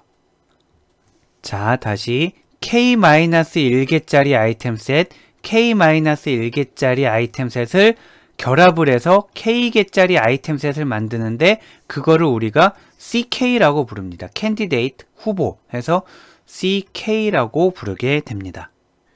그런 다음에 이 후보인 CK가 실제로 frequent한지 아닌지를 세어봐요. 세어본 다음에 frequent하다면 얘가 LK가 되는 거고요. frequent하지 않다면 그냥 날아가게 되는 겁니다. 자, 지금까지의 과정을 다시 한번 적어 놓으면 LK-1짜리 아이템 셋 하나, LK-1짜리 아이템 셋 하나 두 개를 결합을 해서 CK. 자, 아이템 셋의 크기가 하나 증가했죠. CK를 만든 다음에 얘가 frequent한지 아닌지 실제로 살펴봐서 LK가 되는 혹은 날아가는 이런 과정을 거치게 되는 거죠. I1과 I2 두 개를 합쳐서 LK의 후보인 CK를 만드는 과정이다. 그런데 여기에 이제 어프리오리 알고리즘의 조인 스텝에 하나 특징이 있는데 그냥 마구 합쳐지는 게 아니고요. 얘네 두 개가 서로 합쳐지려면 맨 뒤에 아이템만 다르고 그 나머지 앞에 것들은 모두 동일해야 된다는 거예요. 예를 들면은 지금 4개짜리 4개짜리 합쳐서 5개짜리를 만들려고 해요. 그러면은 얘와 얘를 비교해 보면 2, 5, 7, 2, 5, 7 똑같잖아요? 그러면 2, 5, 7이라고 써줘요. 그런 다음에 나머지 다른 애들 하나씩 8, 9, 요거를 8, 9 이런 식으로만 결합이 가능하다라는 거죠. 자, 하나만 다르다고 다 되는 게 아니라 반드시 앞에 건 다 똑같고 맨 뒤에 것만 달라야 됩니다. 이런 경우는 안 된다라는 거예요. 2, 5, 8, 2, 5, 8 세 개가 같고 하나가 다르니까 2, 5, 6, 7, 8이 되느냐? 이거는 안 되고 위에 거는 됩니다. 요거는 이제 좀 증명 부분을 생략해서 왜 위에는 되고 아래는 안 되지? 이럴 수가 있는데 우리가 하나짜리 아이템에서부터 계속 이 과정을 통해서 만들어 오기 때문에 만약에 이런 애가 생길 거였다면은 그 이전에 다른 조합이 이미 만들어졌어야 돼요. 즉 이런 경우는 안 생긴다라는 거예요. 그래서 이 부분은 조금 여러분이 어떻게 받아들이시기 어려울지 모르겠지만 이 알고리즘에서 정한 프로세스 자체는 이런 식으로 앞에 것들을 세 개 앞에 것들이 다 동일하고 뒤에 거 하나만 다른 경우에 결합, 즉 조인이 형성된다. 이렇게 정리하시면 되겠고요. 이런 경우는 만들어지지 않는다. 왜냐하면 앞에 그 하나짜리에서부터 2개짜리, 3개짜리, 4개짜리가 만들어지는 과정에서 늘 정렬을 먼저 수행하고 했기 때문에 위에 것만으로도 가능한 조합을 모두 만들 수 있다라고 기억을 하시면 되겠습니다. 자, 다시 우리가 기억하실 거는 k-1개짜리 두 개를 합쳐서 CK를 만드는 과정인데 CK를 만들 때 맨 뒤에 하나만 서로 다르고 앞에 건 동일해야 된다. 그게 조인 스텝의 핵심이 되겠습니다. 자, 조인 스텝에 이어서 프룬 스텝을 알아보도록 할 건데 사실은 어프리오리 알고리즘의 핵심은 이 프룬 스텝에 있다라고 보셔야 할 것 같습니다. 뭐냐면 우리가 앞에 조인 스텝에서 가능한 한 모든 CK는 다 찾아냈단 말이에요. 하나짜리, 2개짜리, 3개짜리, 4개짜리에서 모든 조합을 다 찾아냈을 건데 그 CK 자체가 너무 많단 말이죠. 우리가 찾아낸 CK들은 아직은 빈발하지는 않지만 실제로 그 CK가 몇 번이나 발생했는지를 눈으로 들여다본 다음에 만약에 임계치를 넘었으면 LK가 되는 거고요. 넘지 못했으면 아웃되는 거고 이렇게 해야 되잖아요. 그런데 CK가 너무너무 많은 경우에는 이거를 다 들여다봐서 LK로 갈지 아닐지 결정하는 것 자체가 비효율적이다라는 거죠. 그래서 우리는 어떻게 하려고 하냐면 CK들을 수없이 많이 만들었잖아요. 얘를 일단 둘로 나눠요. 안 봐도 탈락할 CK들 그리고 좀 더 들여다봐야 할 CK들. 그래서 안 봐도 뻔한 CK들은 그냥 날려버리는 거고요.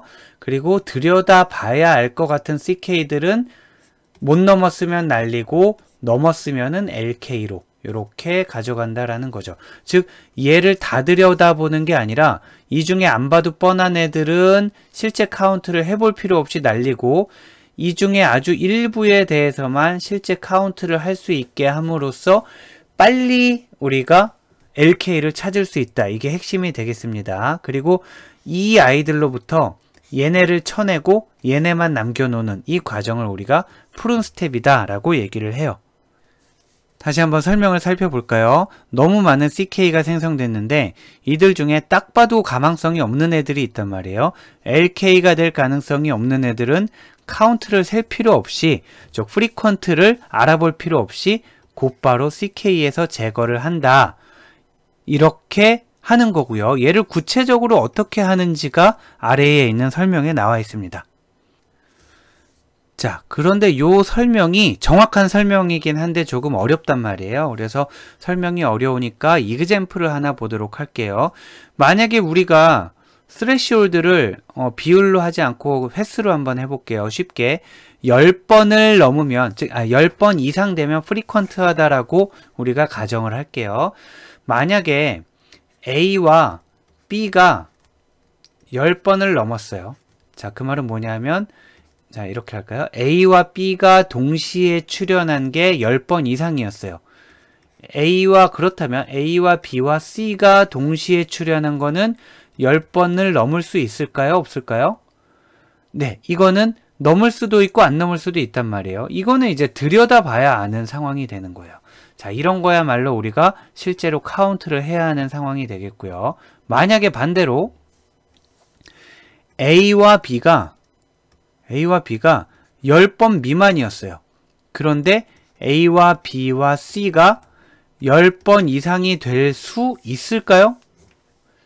A와 B와 C가 동시에 출현한 게 10번 이상이라면 당연히 A, B는 10번 이상이 나왔어야 된단 말이에요. 그래서 A와 B가 10번 미만이다. 그러면 이거는 10번 이상인지 아닌지 세지 않아도 알아요. 절대 넘을 수가 없어요. 마찬가지죠. 만약에 A와 C가 10번 미만이었다. 그래도 A, B, C는 10번을 넘을 수가 없어요. B와 C가 10번 미만이었다. 그래도 A와 B와 C는 10번을 넘을 수가 없어요. 즉 A와 B와 C가 10번을 넘을 가능성이 그나마 있으려면 얘네의 모든 부분집합 AB, AC, BC 얘네들이 전부 10번을 넘어야 그나마 ABC가 10번 넘는지 안 넘는지를 들여다볼 가치가 있다라는 거죠. 자, 그 이그젬플이 다시 나와 있습니다.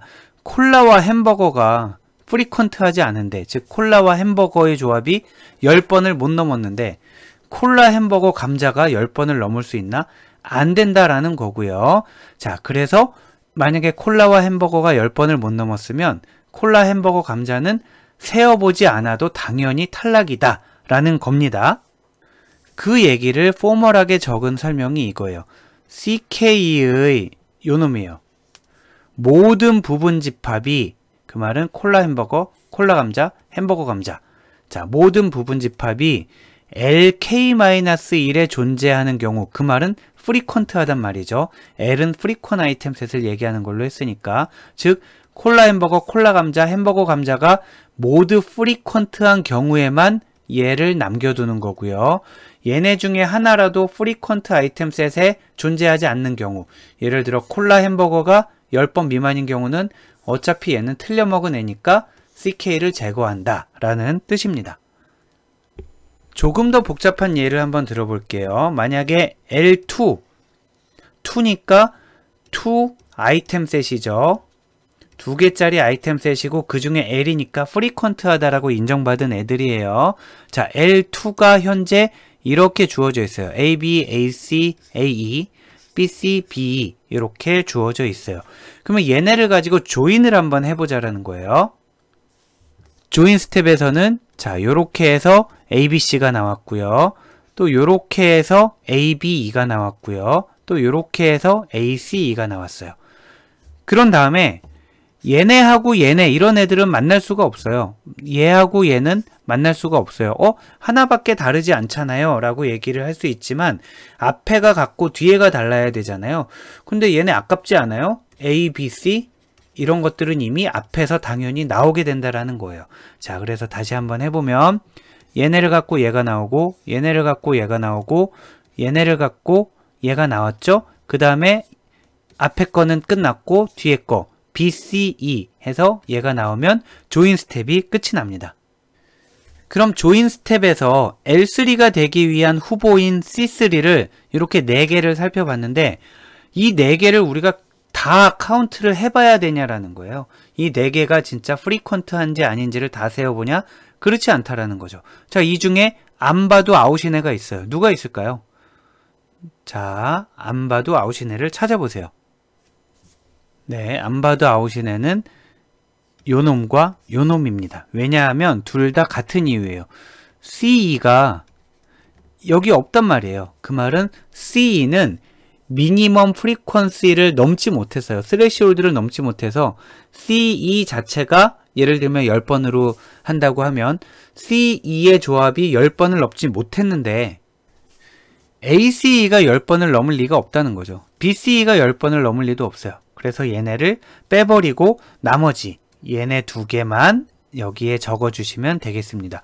한편 볼까요? ABC, AB 하나만 볼게요. ABC에 대해서 보면 ABC의 부분집합 AB 여기 있고요.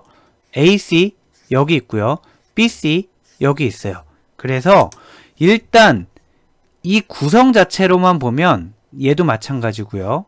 얘는 아니고 얘는 아니고 구성 자체로만 보면 얘는 프리퀀트한 아이템 셋이 되기 위한 자격은 갖고 있는데 실제로 ABC가 얼마나 많이 발생했는지 ABE가 얼마나 많이 발생했는지는 직접 카운트를 해봐야 알 수 있다라는 거죠. 자, 최종 CK는 자, 지금 여기 파이널 C3까지는 요 2개가 살아났고요.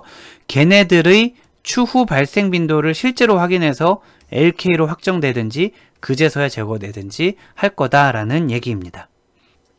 자, 이번에는 어프리어리 알고리즘을 이용해서 프리퀀 아이템 셋을 찾아가는 과정을 한번 이그젬플을 통해서 같이 해보도록 할 텐데 총 9개의 트랜잭션이 있어요. 9개의 트랜잭션이 있는데 미니멈 서포트 스레시홀드를 0.2, 즉 20%를 적용했단 말이에요. 그러면은 9번의 x가 0.2냐?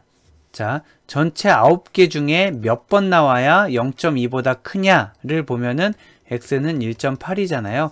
즉 1.8회 이상 나와야 되는 거니까 2번 이상 나온 거는 프리퀀트한 아이템 셋이다 라고 얘기를 할 수 있겠고요. 지금 얘는 지금 예를 들어 첫 번째 바구니에는 아이템 1, 2, 5번이 구매된 거고 두 번째 아이템에는 2, 4가 구매된 거고 뭐 9번째 여기가 바구니고 여기가 아이템입니다. 자, 9번째 바구니에는 1, 2, 3이 구매된 거고 이런 상황에서 2번 이상 구매된 것들을 우리가 프리퀀트하다라고 확인을 하고 다음 페이지로 넘어가도록 하겠습니다.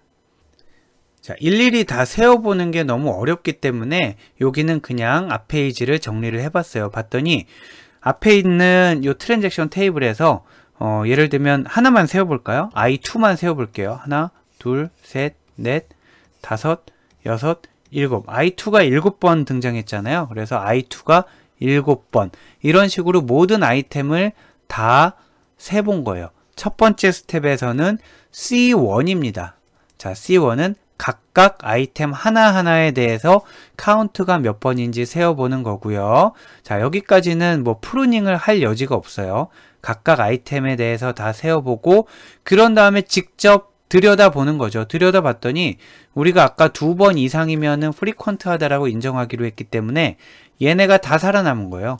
다 살아남아서 L1, 즉 한 칸짜리 프리퀀 아이템 셋에는 모두가 들어가 있는 그런 상황입니다. 자, 다음으로 조인 스텝을 통해서 나오는데 굉장히 많이 나오죠. 자, 한번 쭉 빠르게 선을 이어 볼게요. 하나, 둘, 셋, 4개가 나올 거고요. 그 다음 5, 6, 7개가 나올 거고요. 그 다음에 8, 9개가 나올 거고 그 다음 10 해서 10개의 후보 C2가 생기게 되는 거죠. 이렇게 해서 10개의 후보 C2가 생겼는데 얘네들의 부분집합까지도 역시 이 안에 모두 L1 안에 들어있을 거기 때문에 여기까지도 프루닝이 일어나지 않아요. 그래서 얘네가 실제로 몇 번 발생했는지를 다 카운트 해봐야 됩니다. 자, 여기를 다 카운트를 해보게 되고요. 그랬더니 두 개짜리를 봤더니 4번 발생한 것도 있고 1번 발생한 것도 있고 빵번 발생한 것도 있고 뭐 이렇게 되는 거죠. 자, 그래서 이 중에 2번 미만인 애들을 걸러내고 봤더니 2번 미만인 애 여기 있네요. 이렇게 2번 미만인 애를 걸러내고 봤더니 L2가 이렇게 돼서 총 6개가 남은 거예요. 자, 여기까지 해서 L2를 구한 겁니다. 즉 지금까지 구한 프리퀀 아이템 셋은 총 얘네와 하나짜리 그리고 2개짜리 이렇게 구한 거죠. 그리고 이 단계에서는 지금까지는 플루닝이 일어나지 않았어요. 가지치기가 일어나지 않았어요. 지금 여기에서 여기로 온 거는 실제로 다 카운트를 해보고 나서 낙방한 거기 때문에 이 부분까지는 아직 어프리오리 알고리즘의 효력이 나타나지 않은 겁니다. 자, 이제 요 L2 단계에서 C3로 가는 요 단계부터 어프리오리 알고리즘의 효력이 나타나기 시작하는데, 자, 한번 조인을 해보도록 할게요. 얘네를 가지고 조인을 한번 해보면, 자, I자 빼고 숫자만 적을게요. 1, 2, 3이라는 게 나올 수 있고요. 1, 2, 5라는 게 나올 수 있고요. 그 다음에 1, 3, 5라는 게 나올 수 있고요. 자, 끝났습니다. 그 다음 요 아래 거 3개를 갖고 해볼까요? 옆에다 할게요. 2, 3, 4, 2, 3, 5, 2, 4, 5 이렇게 해서 총 6개의 C3가 나오게 되는 거예요. 자, 이렇게 6개의 C3가 나오게 되는데 여기서 이제 요 단계가 플루닝이 되는 거죠. C3가 6개인데 그 6개를 다 세볼 거냐? 그렇지 않다라는 거고, 빠져나갈 애가 누군지를 한번 살펴보세요. 자, 4개가 아웃되고 2개가 살아남게 되는데, 예를 들면 지금 요 L2에 3, 5 이런 거 없죠? 네, 3, 5가 없으니까 얘는 날아가야 되겠네요. 그 다음 또 4, 5도 없죠? 4, 5도 없으니까 얘도 날아가야 되고요. 또 3, 4가 있나요? 3, 4도 없죠? 그러니까 얘도 날아가야 됩니다. 그래서 1, 2, 3과 1, 2, 5만이 살펴볼 가치가 있는 C3가 되는 거고요. 그래서 실제로 살펴봤더니 운 좋게 둘 다 카운트가 2가 됐어요. 그래서 걔네가 L3가 돼서 살아남게 되는 겁니다. 자, 그러면 지금까지 결과를 통해서 뽑아낸 모든 프리퀀 아이템 셋은 여기에 있는 5개, 여기에 있는 6개, 여기에 있는 2개 해서 총 13개가 됩니다. 그런데 여기서 끝이 아니죠. 지금 여기 L3 구했으니까 C4를 구해야 되잖아요. C4 하면 1, 2, 3, 5 이렇게 C4가 딱 한 가지가 나오게 되는데, 여기에서도 프루닝을 하게 되겠죠. 자, 보면 2, 3, 5라는 애는 이 안에 없잖아요. 2, 3, 5라는 애는 없으니까 얘는 프루닝이 돼서 그냥 날아가 버리게 돼서 C4에는 하나도 남지 않게 되니까 더 이상 살펴볼 필요가 없습니다. 그래서 지금 요 주어진 이그젬플, 자, 요 주어진 이그젬플의 최종 프리퀀 아이템 셋은 요 녀석, 요 녀석, 요 녀석 이렇게 총 13개가 되는 것이죠. 자, 이런 방법을 통해서 우리가 프리퀀 아이템 셋을 어프리오리 알고리즘을 이용해서 비교적 효율적으로 찾을 수가 있었는데, 그래도 여전히 그 수가 많고요. 걔네들을 우리가 다 굳이 끌고 갈 필요가 있겠느냐라는 질문이 나오게 됩니다. 답은 다 끌고 갈 필요는 없고, 그 중에 의미 있는 것만 끌고 가자. 그 의미 있다라는 기준이 뭐냐면 closed frequent item set만 남겨놓고 나머지는 비워버리자라는 것이 지금 요 슬라이드에서 다룰 내용입니다. 예를 들면 만약에 지금 이렇게 100개짜리 아이템 셋이 존재해요. 얘네가 프리퀀트 하다는 얘기는 얘네가 아까 10번이라고 치면 얘네가 프리퀀트 하다는 얘기는 10번 이상 나왔다라는 거잖아요. 얘네가 10번 이상 나왔다라는 거는 얘네의 부분 집합은 누구나 다 10번 이상 나왔다라는 거예요. 그러니까 우리가 중복 정보를 너무 많이 관리하고 있는 거죠. 예를 들어 A, B, C가 10번 이상 나왔다라는 정보만 있으면 A, B가 10번 이상 나왔다는 정보는 전혀 놀랍지 않은 정보예요. ABC가 10번 이상 나왔으니까 AB는 10번 이상 나온 게 너무나 당연하다라는 거죠. 그러면 이런 정보는 우리가 관리하지 말자. 얘는 더 의미 있는 정보니까 관리하자라는 게 Closed Frequent Item Set의 개념입니다. 자, 이에 대한 설명이 여기 나와 있는데 이건 역시 조금 어려우니까 이 아래에 있는 이그젬플을 먼저 살펴보고 위에 있는 설명을 보도록 할게요. 자, 아래 이그젬플에서는 케이스 1, 2, 3를 보여주고 있는데 케이스 1, 케이스 2, 케이스 3 예를 들면 케이스 1은 A와 B가 동시에 나온 게 10번인데 A와 B와 C가 동시에 나온 것도 10번이다. 뭐 이렇게 해석이 되는 거예요. 그런데 이 세 가지 케이스 중에 어떤 한 가지는 절대 있을 수가 없는 경우입니다. 네, 불가능한 경우인데 어떤 경우일까요? 네, 1, 2, 3번 중에 불가능한 경우는 누구일까요? 자, 3입니다. 왜냐하면 A, B가 둘이 같이 나온 게 10번인데 어떻게 A, B, C가 셋이 나온 게 15번이 될 수 있겠어요? 자, 이 오른쪽에 A, B, C는 A, B보다 클 수가 없죠. 많아봤자 같은 거지 얘가 얘보다 클 수는 없단 말이에요. 그래서 얘는 불가능한 케이스가 있다라는 걸 보여주려고 한번 적어본 거고요. 자, 케이스 1을 보도록 하겠습니다. 이 중에 하나도 의미 없는 정보는 누구일까요? 자, 얘와 얘 중에 의미 없는 정보는 누구냐면 자, A, B, C가 10번 나왔다라는 거는 A, B는 최소한 10번 나왔다라는 거예요. 자, 거꾸로 A, B가 10번 나왔다라는 거는 A, B, C는 10번 이내로 나왔다라는 거죠. 자, 그렇기 때문에 요게 더 신기한 일인 거예요. 의미 있는 일이죠. 그래서 얘만 남겨놓고 야, 이 얘기 없어도 A, B 10번 이상 나온 건 누구나 알아. 얘만 있어도 알아. 이렇게 되는 거죠. 그래서 1번 케이스에서는 얘는 남겨두고 얘는 없애게 되고 그래서 얘 하나만 있는 게 Frequent Item Set이 되겠습니다. 3번은 아까 나올 수 없는 경우라고 했고요. 그러면 2번은 어떻게 되느냐? 2번은 A, B는 10번 나왔고요. A, B, C는 5번 나왔어요. 그런데 10보다 5는 작은 숫자이긴 하지만 A, B, C가 5번 나왔다라는 정보가 이 안에 포함되어 있지도 않고요. 또 거꾸로 A, B가 10번 나왔다라는 정보가 이 안에 포함되어 있지도 않아요.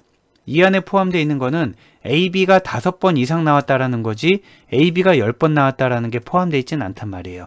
그 경우에는 두 개가 다 살아남아야 돼서 둘 다 합쳐서 둘 다 남겨서 Closed Frequent Item Set이 되겠습니다. 자, 보면 1번의 경우에는 얘만 남긴 게 Closed Frequent Item Set, 2번의 경우에는 얘 둘 다 남긴 게 Closed Frequent Item Set 이렇게 되고 3번은 있을 수 없는 경우 이렇게 정리하시면 되겠습니다.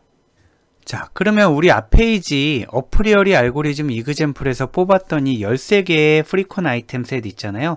이 중에 Closed Frequent Item Set을 구해볼까요? 자, 없어도 되는 애들을 한번 보도록 할게요. 자, 4. 보면 여기 2, 4가 있잖아요. 2, 4가 있는데 2는 7번 나왔으니까 남아있어야 될 것 같고 4는 2번 지워버리는 거죠. 또 2, 5가 2번이니까 5도 지워버리는 거고요. 해서 앞에서는 얘네가 살아남습니다. 자, 그 다음에 또 볼까요? 1, 2, 3이 2번 나왔으니까 1, 2, 3이 2번 나왔으니까 또 1, 2, 5도 2번 나왔어요. 1, 2, 5가 2번 나왔으니까 요게 2번 나온 건 놀랍지 않죠. 그리고 또 1, 5가 2번 나온 것도 놀랍지 않아요. 자, 2, 4가 2번 나온 거는 네, 여기에는 2, 4를 포함하는 정보가 없으니까 네, 그대로 남아 있어야 되겠죠. 자, 그래서 다시 깨끗하게 정리하면 얘가 날아가고요. 그리고 얘도 날아가고 얘 날아가고 얘 날아가고 이렇게 13개에서 4개를 제외한 9개만 남은 이 9개를 우리가 Closed Frequent Item Set이라고 한다. 이렇게 정리하시면 되겠습니다. 자, 이제 다 끝났습니다. 지금까지 한 거를 정리하는 시간이라고 볼 수 있겠는데요. 우리의 목적은 우리가 어소시에이션을 하는 거는 스트롱한 룰을 찾는 거잖아요. 스트롱한 룰을 찾는 건데 스트롱하다라는 거는 서포트가 미니멈 서포트 이상이 되는 거, 그와 동시에 컨피던스가 미니멈 컨피던스 이상인 거를 찾는 거죠. 더 엄밀하게는, 더 프랙티컬하게는 아까 뭐라고 말씀드렸냐면 리프트가 1 초과하는 애들 중에서 서포트가 미니멈 서포트를 넘기는 애들 중에서 컨피던스 순으로 정렬한다. 실제로는 이렇게 많이 사용한다라고 말씀드렸지만 전통적인 관점에서는 서포트가 미니멈 값 이상, 우리가 정해진 컨피던스가 미니멈 값 이상, 이렇게 되면 스트롱한 룰이다, 이렇게 얘기를 합니다. 그런데 우리가 어프리어리 알고리즘을 통해서 프리퀀 아이템 셋을 찾았잖아요. 그 과정에서 이미 미니멈 서포트 스레시홀드를 넘지 못하는 애들은 전부 가지치기를 당했단 말이에요. CK 자체에서 가지치기를 당했던가 아니면 CK에서 LK로 가는 과정에서 탈락했던가, 아무튼 우리가 어프리어리 알고리즘을 통해서 프리퀀 아이템 셋을 찾았다면 걔네들은 이미 서포트는 다 넘은 애들이에요. 우리 아까 20%니까 1.8회 이상 해서 2번 이상 나와야 된다고 그랬잖아요. 그래서 우리가 찾은 이 전체 룰, 전체들, 얘네들은 전부 서포트는 만족을 시키고 있다라는 거죠. 그러면 우리가 남은 일은 뭐냐면 프리퀀 아이템 셋 내의 아이템들에 대해서 컨피던스를 미니멈 컨피던스 넘기는 것을 찾아내는 게 우리의 목적이 되겠습니다. 그런데 컨피던스를 찾을 때도 조합이 굉장히 많아요. 예를 들면은 L3다, L3다 이렇게 있다라고 쳐요. 그러면 3개로 구성이 되어 있는데 이 안에서 빈발하는 패턴들을 찾아보자라는 거예요. 빈발하는 패턴을 찾아보면 일단 2개짜리 관계 AB, BA, AC, CA, BC, CB 이렇게 2개짜리 관계를 막 찾아볼 수가 있겠죠. 그 다음 3개짜리를 찾아볼 수도 있는데 3개는 왼쪽에 하나, 오른쪽에 둘, 왼쪽에 하나, 오른쪽에 둘, 왼쪽에 하나, 오른쪽에 둘, 이런 관계가 있고요. 자, 이거는 해석하면 이렇게 되는 거예요. C라는 물건이 구매됐을 때는 C와 A와 B가 같이 구매되더라, 이런 거예요. B가 구매됐을 때는 B와 A와 C가 같이 구매되더라. 자, 이렇게 할 수도 있겠고, 이번엔 왼쪽에 2개, 오른쪽에 1개, A와 B가 동시에 구매될 때는 A와 B와 C가 같이 구매되더라. A와 C가 같이 구매됐을 때는 A와 C와 B가 같이 구매되더라.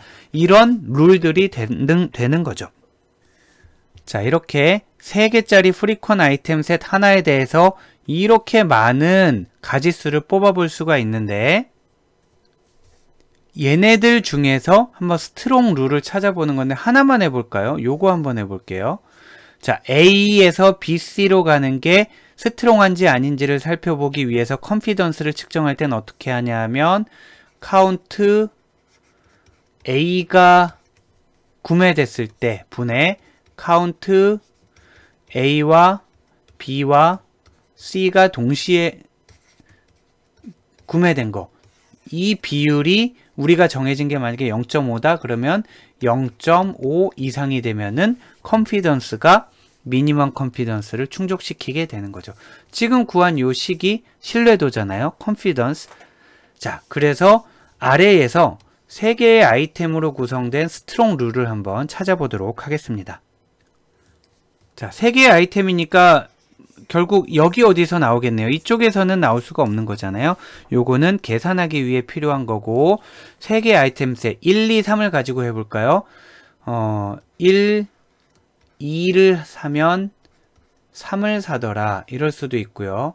1, 3을 사면 2를 사더라, 이럴 수도 있고요. 2, 3을 사면 1을 사더라, 이럴 수도 있어요. 그리고 아이고, 가지수가 많네요. 1을 사면 2, 3을 사더라. 2를 사면 1, 3을 사더라. 3을 사면 1, 2를 사더라. 요게 지금 이 위에 거에서 나올 수 있는 거고요. 이 아래 거에서 나올 수 있는 것도 한번 해볼까요? 1, 동그라미 안 칠게요. 1, 2를 사면 5를 사더라. 5도 같이 사더라죠, 사실은. 1, 5를 사면 2도 같이 사더라. 2, 5를 사면 1을 같이 사더라. 저 반대쪽에도 1을 사면 2, 5를 사더라. 2를 사면 1, 5를 사더라. 5를 사면 1, 2를 사더라. 해서 이 전체들 지금 총 몇 개인가요? 12개에 대해서 12개가 전부 서포트는 충족을 시켰단 말이에요. 12개의 컨피던스를 한번 구해보도록 할게요. 자, 첫 번째 얘를 먼저 해보겠습니다. 1, 2를 산 횟수는 4네요.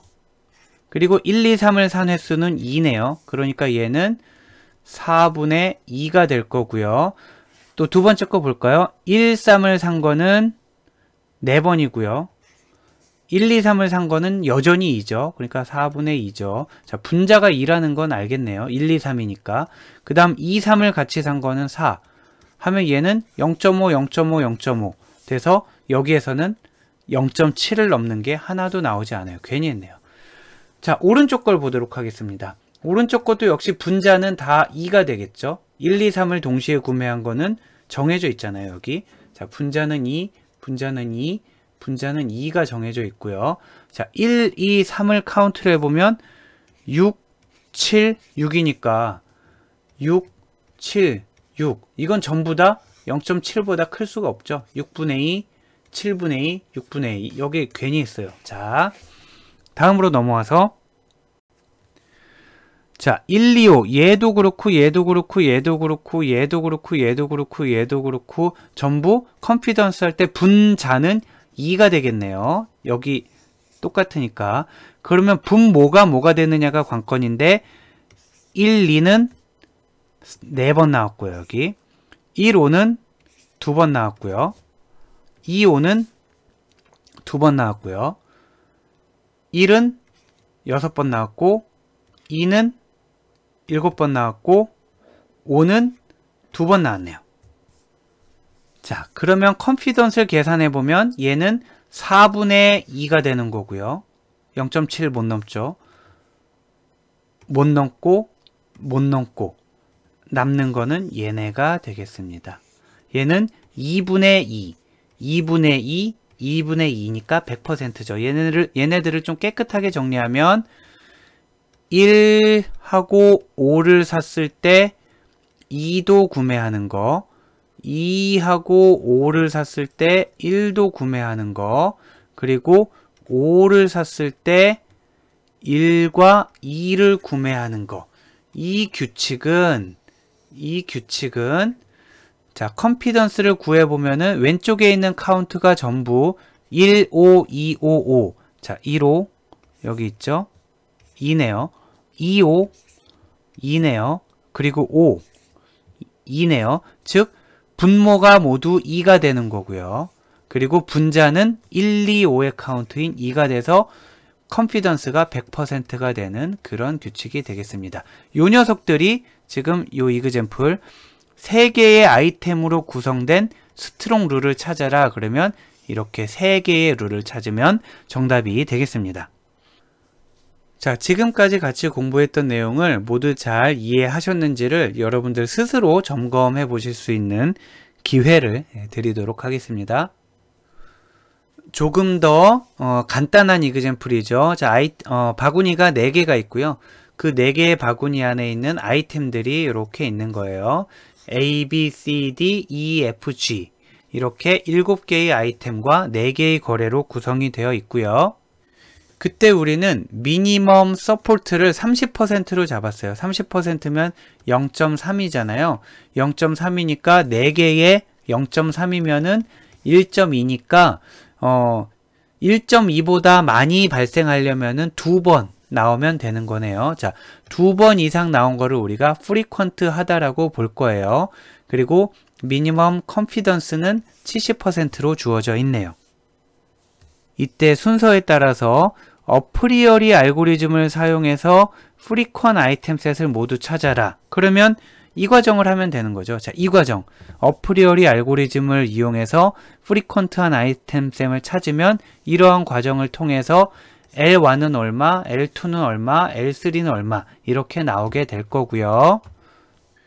그렇게 1번에서 프리퀀 아이템 셋이 모두 나오면 이번에는 클로스 프리퀀 아이템 셋을 찾아라. 이거는 여기에서 했던 내용을 적용을 하면 되겠어요. 만약에 여기 아까 설명을 안 드렸나 보네요. 자, 밑에서 이그젬플만 보고 설명을 안 드렸는데 어떤 프리퀀 아이템셋에 대해서 카운트가 동일한데 x가 y에 속하는 경우, 자, 만약에 지금 요 경우인 거예요. 자, 카운트가 동일한데 얘가 얘에 속하잖아요. 지금 얘가 얘에 속해버리잖아요. 그런 경우는 얘는 의미가 있고 얘는 의미가 없다, 이 얘긴데 그걸 거꾸로 표현하는 겁니다. 자, 다시 동일하면서 카운트가 동일하면서 x가 y에 속하는 그런 경우가 존재하지 않으면 x는 프리퀀 아이템셋이다. 거꾸로 만약에 얘가 y에 포함되는 그런 y가 존재하면 요 x는 프리퀀 아이템셋에서 빼라, 이런 얘기였죠. 자, 아까 설명이 안 됐던 부분을 다시 보완해서 설명드렸고요. 자, 다시 문제로 돌아가서 클로스드 프리퀀 아이템셋을 구해라. 그러면 아까 이 과정에서 프리퀀 아이템셋을 다 구한 다음에 이 과정에 따라서 클로스드 프리퀀 아이템셋만 추려내고 몇 개를 날려버리면 되겠죠. 다음 다시 문제로 돌아가서 왼쪽에 2개가 오고 오른쪽에 하나가 오는 형태의 스트롱한 룰을 찾아라. 이 말은 뭐냐 하면 이때 이제 비로소 컨피던스 70%가 적용이 되는 거죠. 자, 보면 미니멈 서포트 30%는 언제 적용되냐? 어프리어리 알고리즘 적용할 때 적용되는 거고요. 그리고 걔네들 가지고 결과 갖고 2번에서 클로스드 프리퀀 아이템셋 찾으면 되는 거고, 3번 스트롱한 룰을 찾으란 얘기가 서포트와 컨피던스를 동시에 만족해야 되는 건데 서포트는 이미 1단계에서 만족을 했으니까 컨피던스를 만족하는 거를 찾아라 라는 게 3번의 요구사항이고요. 그 내용에 대해서는 방금 앞 페이지에서 우리 했던 거 있잖아요. 자, 앞 페이지에서 스트롱 룰 할 때 0.7 적용해서 했었죠. 그와 동일한 방식으로 0.7을 적용해서 해보시면 결과적으로 미니멈 서포트와 미니멈 컨피던스를 모두 충족하는 그러한 스트롱한 룰을 찾을 수 있다라는 게 여러분들에게 주어진 연습 문제의 결론이 되겠습니다. 한번 요거는 뭐 따로 제출하시거나 하는 건 아니고요. 여러분이 한번 점검차 풀어보시면 좋을 것 같아요. 자, 여기까지 해서 오늘 어소시에이션, 즉 연관 분석에 대한 공부를 마치도록 하겠습니다. 오늘은 중간중간에 조금 복잡한 계산들도 있었고 여러분들 직접 연습 삼아 풀어보시라고 몇 가지 문제를 드렸잖아요. 조금 시간이 걸리더라도 내가 이거 풀면 풀지 라고 생각하고 넘어가지 마시고 직접 한번 풀어보시고 이게 어떤 부분에서 여러분이 헷갈리시고 어떤 부분에서 막히는지를 꼭 한번 점검해 보실 것을 권장드립니다. 자, 이상으로 오늘 내용을 마치겠습니다. 여러분 대단히 수고 많으셨습니다.